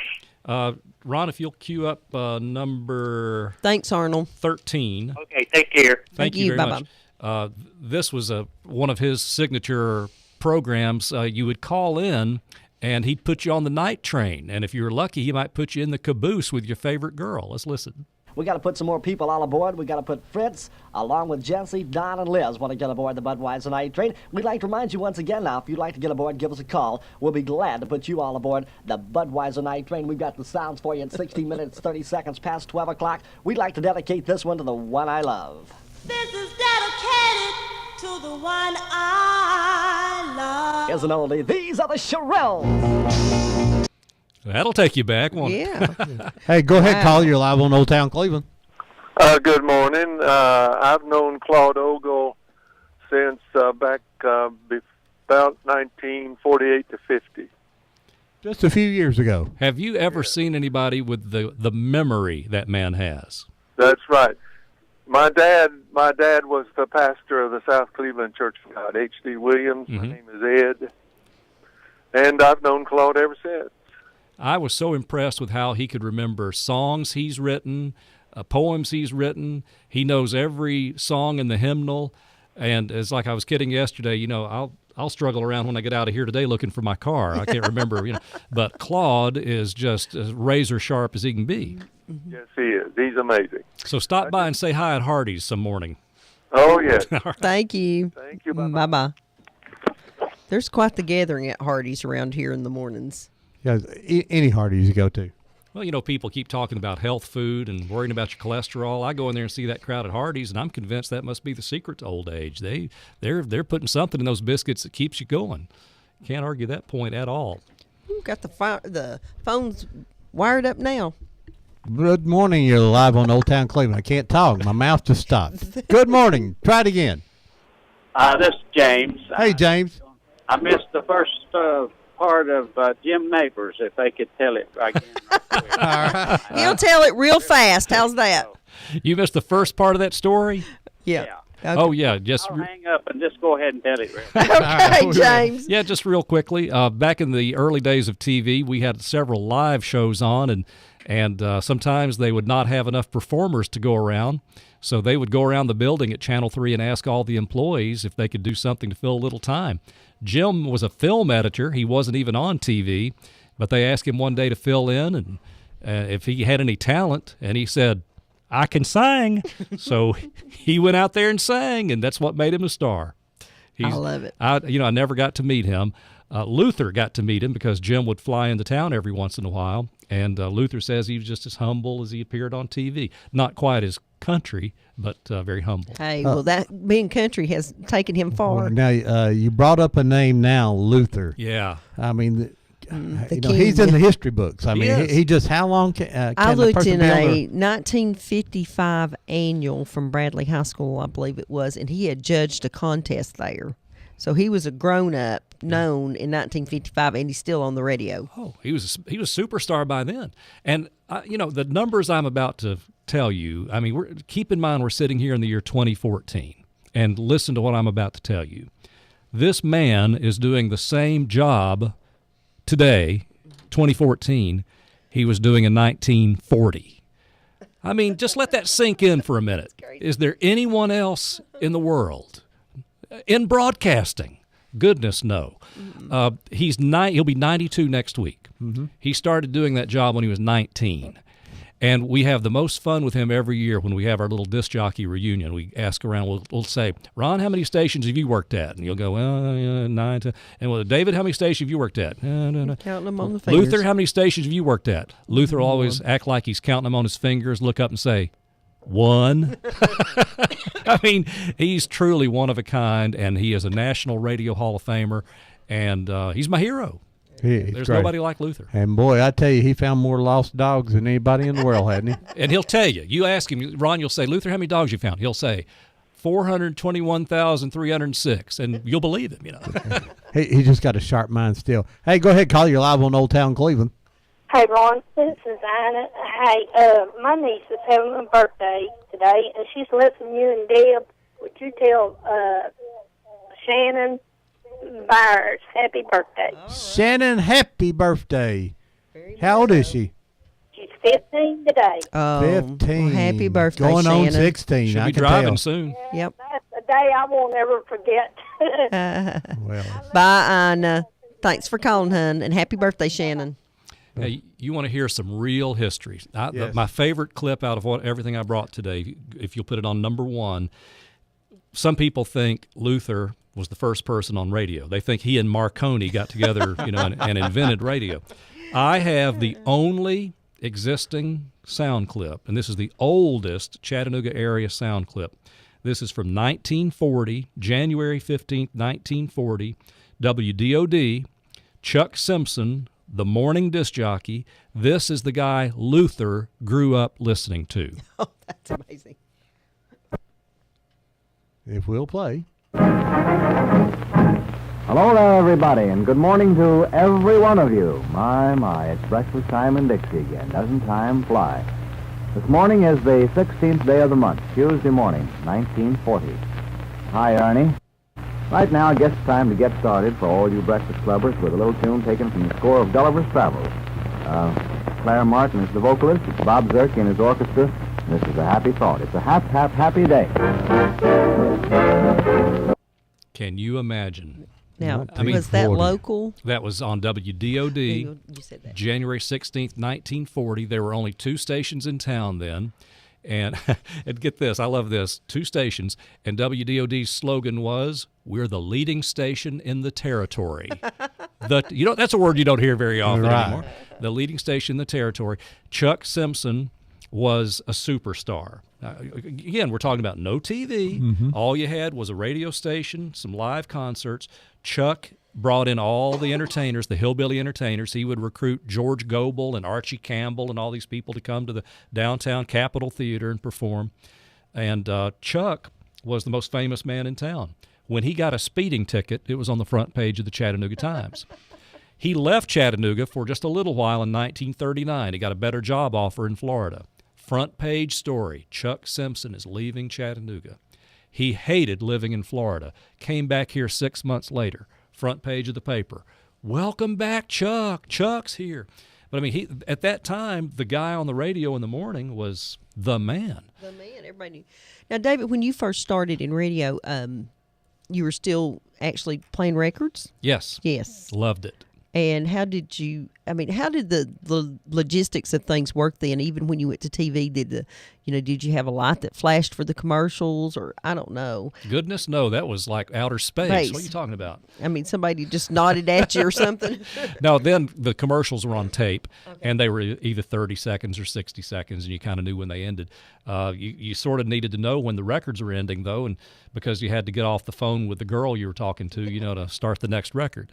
That's how I tell people this is a bit. Every DJ had a long song too for that. Oh, yeah. Need to go to the bathroom. Stairway to Heaven was a big choice. We used to have a convenience store down the hill from FLI, so I'd play Stairway to Heaven and lock the door and run down and get some potato chips and a Coke and come back and hope the record didn't skip. But true story, a couple of things that I did getting into when I was thinking about getting into radio.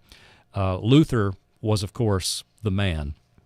But the guy I listened to at that time was Tommy Jett.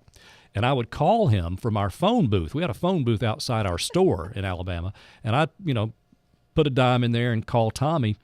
And I'd say, hey, my name's David Carroll. I'm 13 years old. I'd like to do what you do someday. Tell me about your job. And Tommy was the nicest guy. He'd say, well, son, I play a record. And I talk to a girl on the phone. And when that record runs out, I put another record on, talk to another girl on the phone. And I have to do this 6 hours a day. And at that time, our store was open 14 hours a day, so 6 sounded like a breeze. And I asked him very honestly, I said, man, this sounds like fun. Do you make a lot of money? He said, nope, don't make much money, but it is fun. And I thought, now I could do that. So I thought, well, now if I'm going to really be a good, successful announcer, I need to call the most successful announcer anywhere. And, of course, that was Luther. So I would call him at home on Sunday nights. I'd tell him who I was 13 years old. I'd say, I want to do what you do. He'd say, well, son, let me give you some advice. You need to read the newspaper. You need to read every magazine you can get your hands on. In school, you need to study history and government and politics and civics. And one more thing, son, where did you say you were from? I'm from Alabama. Well, you may want to work on your accent a little bit. And, I look back at that and see that he could have told me, son, it's Sunday night. I'm home with my wife and my kids. I'm watching Bonanza. Why don't you call me at work? He never did that. He was always so polite and so helpful. And I know that sounds like such a sweet story, but, I got to be honest with you. I was going to be working in a few years. I wanted to get a job. And at that time, Luther was very old. He was about 50. And I knew he'd retire in 4 or 5 years, if he lived. And I thought, well, I'll get his job. So you see how that's worked out. Yeah. Something I remember about local television, and it was on Saturday mornings and Sunday mornings. There was the Martha White Self-Rising Flower Hour with Earl Flats and Earl Scruggs. Yeah. They were just local television stations that done the shows, and you got them in Chattanooga. I don't know, like what's J. Basil Mull and Sister Mull, the Mull singing they come out in Knoxville, right? Go no further. Play number 19. This was one I've been saving for you. I bet some people haven't heard these voices in 40 years, and I'm glad you brought it up. Get ready, folks. This is good. It's time for Mull Singing Convention, featuring the top gospel singers throughout the nation. This portion brought to you by Elm Hill Meat Products. Elm Hill, where quality counts. Now, the Reverend and Mrs. J. Basil Mull. Thank you, and a very pleasant greetings, everyone, everywhere. This is your old neighbor, J. Basil. And Mrs. Mull. With your singing convention. And to begin the singing convention, we'll hear the Florida boys sing, I'm a Bible-loving man. Wow. Does that take you back? That does. Jay Ain't that right, Basil Sister Mo? I mean, I'll tell you something. That I can't tell you how many episodes of that show I saw. Oh, that and Porter Wagner show when it was on.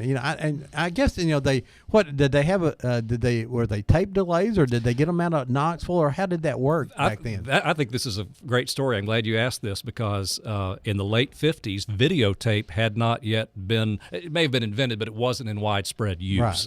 And certainly the little local stations like Chattanooga and Knoxville weren't using videotape to any great degree.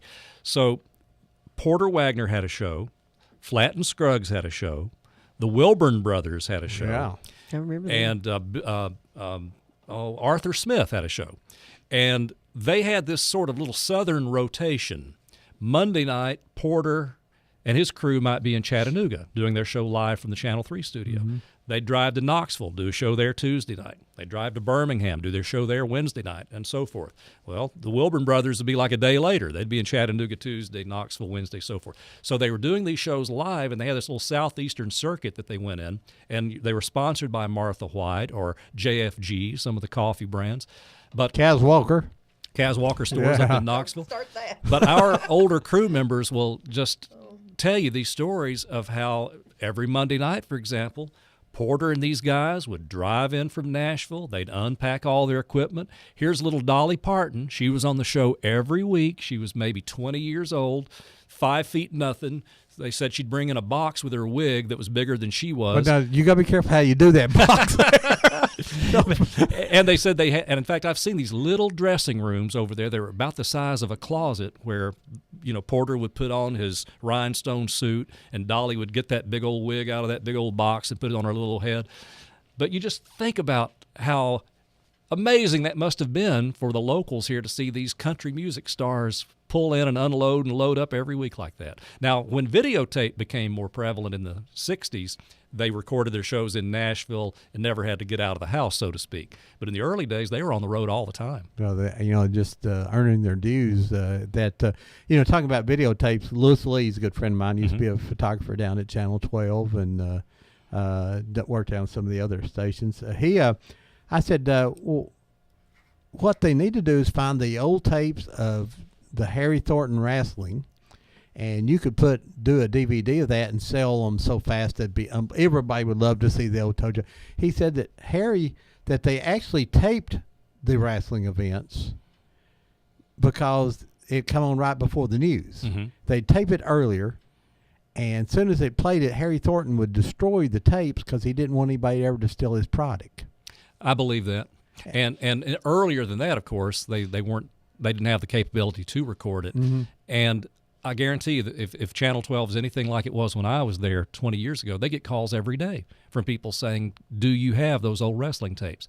And whether it was because of just not having the capability or in the later years of Harry not wanting anybody to steal his product, somebody lost a fortune on that. Oh, yeah. Because people would pay I would own bucks. a set of it just Sure. to watch it because I used to sit with my grandfather, and my grandfather would look at me and say, this is not real, Ronnie, but sometimes they really get mad at each other.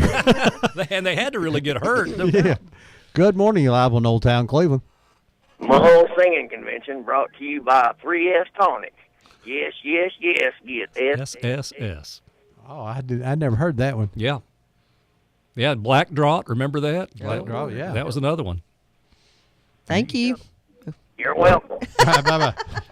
J. Basil Mull. Called in live on Old Town Cleveland.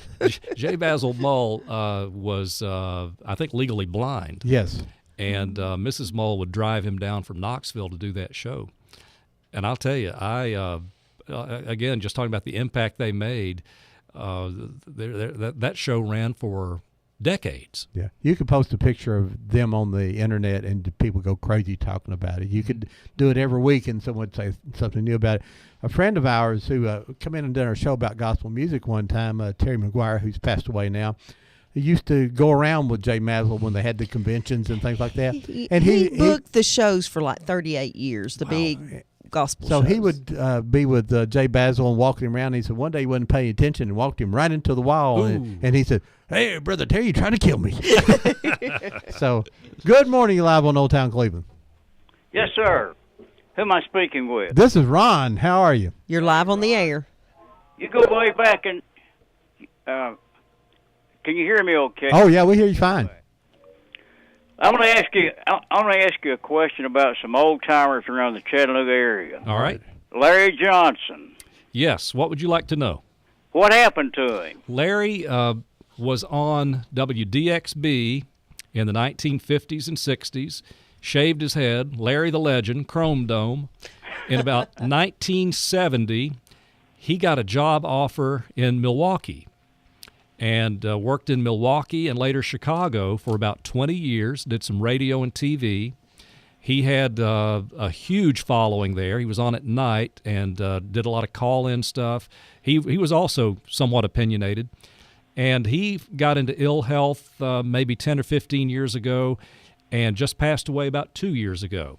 What about that? But he had a great career and got started here and went on to the big time.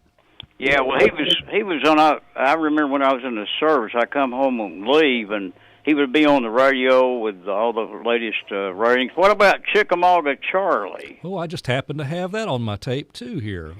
Ron, let's cue it up to number 15. Just hang on, caller. Chicky Poo was probably the biggest influence on me when I was a kid growing up as far as the style I wanted to do, because he was just so doggone funny. Here's a little clip of him introducing his Little News. Time now for the Little News. The Little News brought to you by our governor, Windshield Dunn.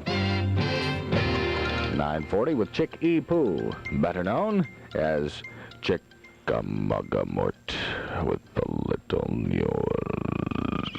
He did a great Mort Lloyd imitation there. Chickamauga Charlie was on here in the early 70s on GOW and Fly and DXB.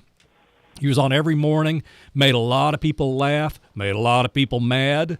He would take on the people in power. He wasn't afraid of anybody, and that can get you in trouble sometimes. And I won't say that he got run out of town. I'll just say that he left in a hurry. And I could not find him for about 30 years. And eventually I did track him down, and I convinced him that it was safe to come back to Chattanooga, that he had a lot of people who missed him and loved him. And so he's visited here 2 or 3 times the last few years and is just one of my favorite people. Well, what about that? One other question. By the way, you got a remarkable show today, and I really enjoyed it. I tune into Whoop occasionally, and I was driving, and I thought I got to get home so I can call, see if I can get through. Whatever happened to Billy Benz? Billy Benz, the fellow who put WFLI on the air and who probably put more fear into me than anybody I've ever met outside maybe a couple of teachers I had. Billy passed away about 15 years ago. He lived on into his 80s, and his wife still owns WFLI. They run it as a gospel station, Ying. And Ying and her and their beautiful daughter Betty, who is a college teacher in South Carolina, they were down last weekend for this reunion. I'll tell you one quick Mr. Benz story because he was such a big thing for us DJs at FLI. He would come in on Fridays, and he was known to have a drink every now and then. He was a genius, but he would also, have a drink every now and then. But he was always in a bad mood on Fridays because that was payday, and he had to sign the paychecks. And that was not a good day for him. Well, one particular day, he came in, and he was just raging mad at the local fire department. They had a fire hall there in Tiftonia. And he came into the control room where I was sitting. I was about 18, and I was on in the afternoon. And even though I was just a kid, he called all of us Mr., like he would say, Mr. Carroll. And, he was probably 60 or something by then. He came in one day, and he was very angry, had his German Shepherd with him, and said, Mr. Carroll. He stuttered a little bit. He said, Mr. Carroll, what time do you get off? I said, I get off at 6 o'clock, Mr. Benz. What can I do for you? The fire department, they stood me up today. They were supposed to come to the station and do an inspection. They didn't come. I waited for them. They never showed. I'm really, he said another word, I'm really ticked off. I got to go talk to them. I need a ride. And he was not in condition to drive. As soon as you get off, you got to drive me to the fire hall. Whatever you say, Mr. Benz. I mean, again, I was 18. So 6 o'clock came around. He and his dog waited out in the lobby, and I loaded him up in my car, and we drove down to the Tiftonia Fire Hall, and he was just fuming by then, just smoke coming out of his ears. We go into the fire hall, and these big old firemen sitting around playing cards. I want to see the chief. Bring me the chief.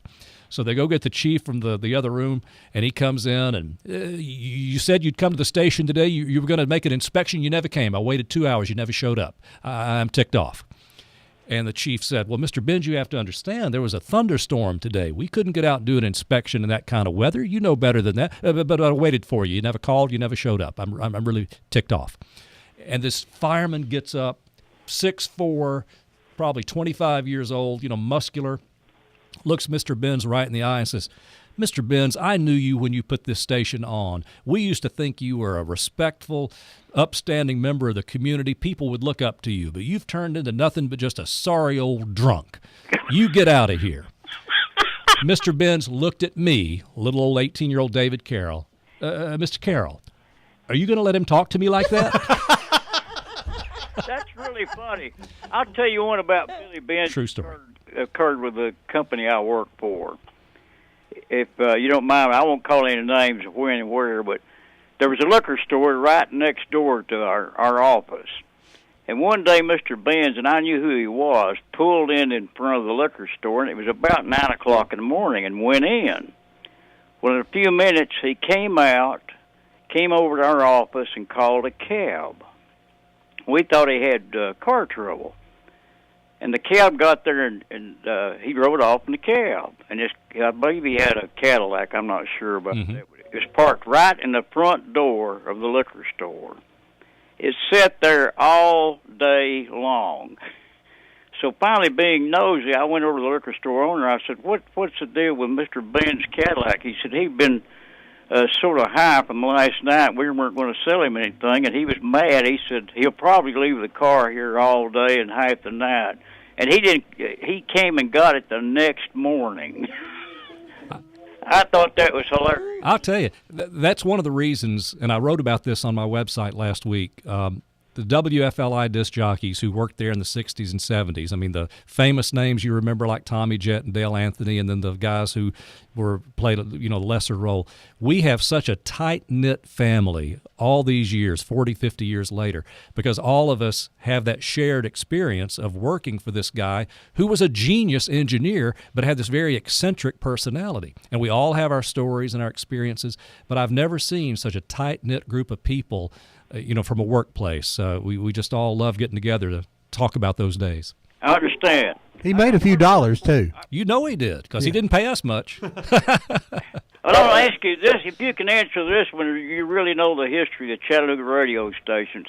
Who was Cousin Clem? That's a tough one. I know when he was on, and I know he was on, I think it was well, you know what? I don't know if it was WAGC or WAPO. Well, I think it's on WAPO. I've got another call coming. I really enjoyed your Thank show. you. Hope to hear another one of these days. Appreciate that. Bye-bye. Yeah, there were some guys on in the 50s, Cousin Clem, Peanut Faircloth. Harry Thornton was an old morning radio announcer, called himself the Milkman. But a lot of those folks are a little before my time, and I don't know too much about them. Before we, it's running long here now, tell us about your book again, where you can get it. Sure. It's called Chattanooga Radio and Television, and that's my website, ChattanoogaRadioTV.com, and it is available online and very easy to get, and nice little gift idea. It's a great book, too. Like I say, I got mine 3 years ago, and I thought it was yesterday, and basically I got it back out and looked at it again last night and said, boy, this is so good. Let's get this call. Right. Good morning, live on Old Town Cleveland. Hey, Ron, I want to ask you something. Ask me something. Yeah. Have you ever heard of WHBT in Harriman? No, I have not. When I was about 9 or 10 years old, we used to go down there and sing on that radio. Well, you sing on the radio here, too. Thanks. It was called the Kitty Carroll Band. Woo. Kitty Carroll? Kitty Carroll Band. Are you here in Cleveland? She was in Harriman when that was. Okay. I know, because I know there's a lot of carols here in Cleveland. I wasn't sure. Thank you, Miss Ella. All right. Bye-bye. Now, do you remember WMOC? Yes and no. Let's put it on number cut 12. This was a good radio station in Chattanooga that was a contemporary of FLI, but it really sounded good. WMOC. Let's get this call here All real right. quick. Hey, go ahead, caller. Hello, Ron. Hello. Hey, Brenda. What's up, sister? Well, I've listened to you every week. I've not called in every week, but today I had to call in and say hello to David Carroll. Well, thank you. How much I enjoyed this book. Thank you. I have really enjoyed it, and I got it out and been looking at it while I was listening, but I have really enjoyed this program today, and I want y'all to know that I've looked forward to this all week. And you were one of those girls laying out in the sun, I know. yeah, I used to lay out in the sun, but I hated it. Yep. I'd lay there and I'd think, oh, Lord, it's hot. I wish I could go in. Mm-hmm. Well, Brenda, I really appreciate that. I'll tell you, it has been a life changer for me. I just love seeing the smiles on people's faces when we talk about Luther and Bob Brandy and Miss Marcia and Tommy Jett. It just brings back a really sweet time in our lives. You know, the older I get, the more I think about the 1950s and 60s, and really what a wonderful time it was. And you know, you don't really realize as you're growing up how good you've got it until you get older. Well, you know, when you think about it, back then, people have talked about their transistor radios. I mean, that was a great thing to carry around and go to the pool with and all that. But, you know, that was a time when we actually talked to each other. We looked at people eye to eye. We weren't, fiddling with our phones while we were driving or walking. I mean, I go to college campuses now, and nobody looks at each other. Nobody talks to each other. They're all on their They're sending texts smartphones, 3 feet away. and they almost run into each other because they're not looking where they're going. So, yeah, I do look back at that time as just really a sweet time in our lives.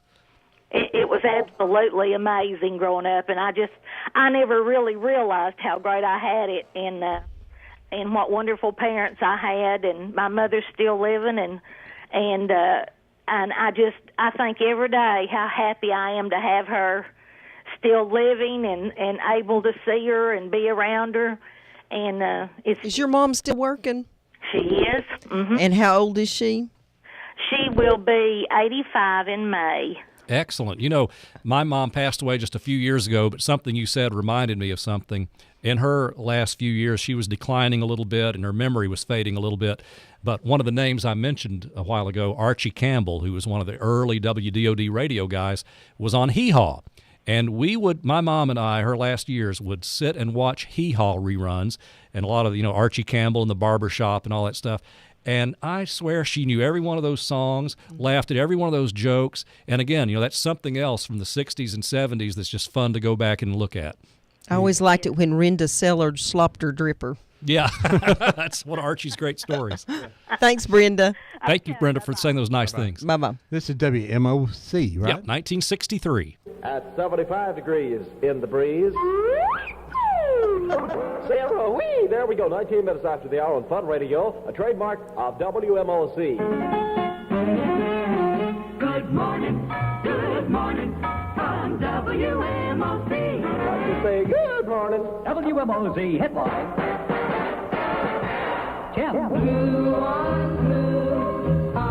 Now, see, you need one of those jingles here, Ron. Good morning. Yeah. Good morning.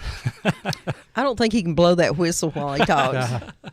Where did all these stations get all those jingles and things? Were they companies that just did that for a living? There were two sources. You had companies that did them for stations all over the country. In other words, the one you just heard, they would do them for station in Chattanooga, Knoxville, Chicago. And one I'm going to play for you here was a custom-made one. You could take a call here, but I'll play you a custom-made WFLI that was actually written by the local guys.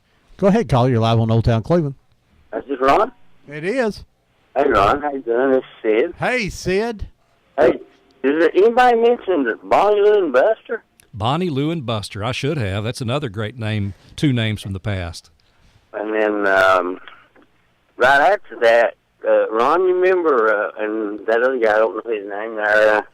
I've been listening, but never did catch his name. David. Who? David Carroll from Channel 3. Oh, hello, David Carroll. What's up, my friend? I'm glad to meet you. Hey, nice to meet you, too. Sid, right? Oh, yeah. This is Sid. I watch you on TV. Appreciate that. Yeah. And anyway, right after that, Ron and David, there was a show come on there for quite a while. It was called the Bluegrass Express. Yeah, I kind of remember that. With the big bass player, I can't think of his name. Junior Honeycutt was a band picker.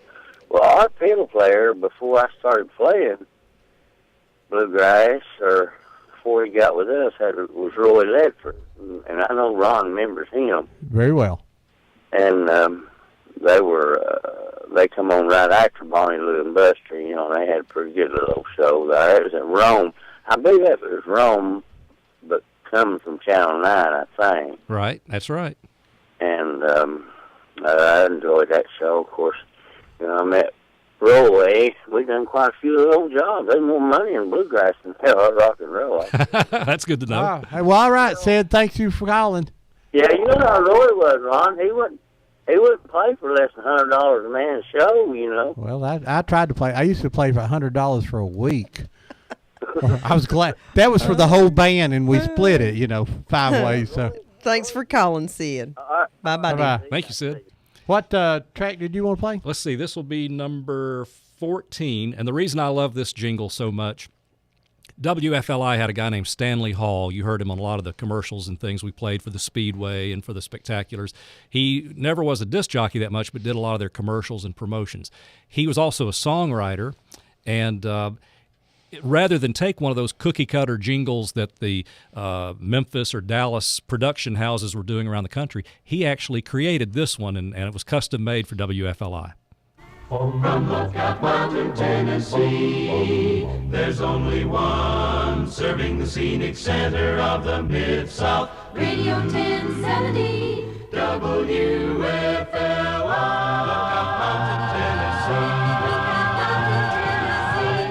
Lookout Mountain, Tennessee. Lookout Mountain, Tennessee. And that's just beautiful. That's good. And again, that was a homemade one right there. Well, I hadn't heard that one in a while. Go ahead, caller. You're live on Old Town Cleveland. Hey, old Sid was talking about Bonnie Lou and Buster. Yeah. Yep. When I was a little kid, my daddy took me to a festival up in Newport, Tennessee, and their bass player didn't show up. No, Mitch Dixon. He was just a 7-foot-tall kid back then. Just 7 foot tall, yeah. He's 7'1" now, isn't he? He's close to it. But they asked him to sit in up there. God, Lester Flatt, Earl Scruggs, everybody was up there. And he got up there on that stage and picked with them. And he picked that bass up and played it like guitar. I can see that happening. I went crazy. I love it. Thanks for calling in, buddy. Well, hey, go ahead. Go ahead. Lum and Abner used to come on every morning. Yep, Lum and Abner. Was Emmett Adams one of them? I don't know. I don't know that either. Is that what you think? I always heard that Lum and Abner, Emmett Adams was, I think he was supposed to be Lum on there. I'd have to do a little research on that. I'm not sure. I was a 17-year-old kid going to work in Cheer Factory. Every morning at 6:30, we'd listen to that on the way to work. Start your day off right. Thanks a lot. Bye-bye, dear. Thanks for calling. I used to remember the Jot 'em Down store. Yes. All the stuff. That was a good That's stuff. right. We heard a story one time, and I can't remember all about it, but it was CBS guys, and the two guys got up on the roof acting like they were fighting, and one of them threw a dummy off and to scare the other news people. And this was a lady from Channel 12 told me that when we did an early show, and I forgot who we were talking about. She said, well, did you hear this story? So I can't remember. That's all I know about it. But they threw a dummy off the roof, dressed like they dressed him up, and they knocked each other down. Somebody had way too much time. I'm telling you, that fits right in with some of the pranks I've heard about over the years. Radio and TV used to be a lot looser than it is now, and probably a lot more fun. And how they got away with some of the stuff, I'll never know. And I was watching the other day as one of the news trucks was going to the edge of Alabama to do some live thing going on, how things have changed because there they were broadcasting live and talking live on TV from the van while it was on the way, and I thought, boy, that's a big difference from not even just a few years ago. Well, I started at Channel 3 a little more than 25 years ago, and one of the first stories I did was about our new satellite truck. We spent hundreds of thousands of dollars on a satellite truck where we could broadcast from outside the immediate Chattanooga area. We could go to Washington, D.C., we could go anywhere because it's satellite. Now, we have a backpack, literally a backpack, like not much bigger than the one your kid takes to 5th grade. And that little sucker will broadcast from anywhere that has a cell phone connection. And the quality varies a little bit, but when you think about a $500,000 truck up against a backpack, the size of a history book, unbelievable where we've come. And it makes you wonder where we're going to be in a few years. To do remotes here from our little radio station, we can just take our cell phone and we got a little microphone hooked into it, and we can do a remote from anything. Matter of fact, we did a Cleveland Bradley wrestling match, at the last minute. Somebody said, let's do that, so we went and called it, and just hooked our cell phone up to it and had a little microphone mixer, and don't know how it sounded because I was on the other end, it got the word out anyway. Well, if we have time for one more sound, sure. This is one that I've been holding till last because this is another, it's number 18. This is an iconic sound thing that we all heard in the 60s and 70s, and people still remember it to this day. I won't give it any other introduction. I'll just say that people heard this every night on TV. It's 11 p.m. Do you know where your children are? A community service of WDEF TV 12. Merv Griffin tonight at 11:30. The following program is brought to you in Spectacolor on TV 12.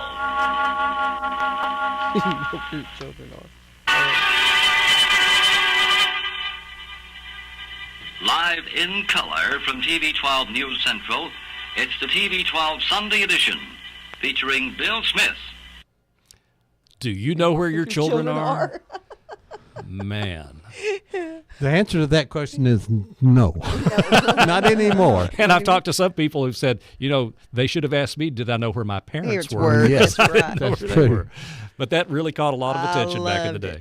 David, thank you so much for being here today. This has been a great program, and I know our listeners have enjoyed it tremendously. And once again, tell us the book is ChattanoogaRadioTV.com. Right. You can order your book. And also I have a blog and a website. It's a lot of fun to write stories like about the WFLI reunion last week with some pictures and YouTube videos. So if you haven't favorited or bookmarked ChattanoogaRadioTV.com, I would be honored if you did. It's fun to share these stories online. And you are David Carroll on Facebook. You'd be glad to do that. And David, you got some great comments from time to time. Some funny stories that you put on there going, I can't remember off the top of my head now, but I'm always worried about the hereafter now. I go into a room and say, what am I hereafter now? I really just, but you post some really funny things on there about what did they mean and stuff, just different little stories like that all the time, and I read them constantly like that, and it's a lot of fun. And we do appreciate you. It's been great to have you back. ChattanoogaRadioTV.com if you're interested in this book. If you haven't purchased it, do it today. And if you got someone having a birthday coming up or something like that, or makes a nice gift. It is really nice for thing. Every week on our show, we try to remind people that it's not history until you write it down, and like David's done here. We want you to get the pictures from out from under your bed, now the shoe boxes, get your grandparents and grandmothers together, write their names on it, tell them about the stories of it. And we always say we'll always remember Pearl Harbor, but Deb, we may not remember Aunt Pearl. So well put. But and you have to write them down. And I do encourage people, save that history. If you've got something related to local radio and TV, you think nobody wants it, you call me, I'll take it. That's right. And now somebody else we're trying to get to come on, his schedule, he's retired now, and he's been busier than what he was when working, is Daryl Patterson. Yes. We want to get him to come on and tell about the difference from Athens, Tennessee to Chattanooga growing up and driving back and forth between Athens and all those years for 40 years. We want to get him on, and, of course, a few people will recognize Daryl Patterson's name a little bit, too. I'll tell you, Daryl has no excuse now. He's no, got time. He says he's busier now. Well, he keeps going, I want to come on. Call me, next week. Well, thanks, folks, for tuning in. We're always glad to have you joining us, and especially calling us and with your questions and your comments, and we'll see you here next week on Old Town Cleveland.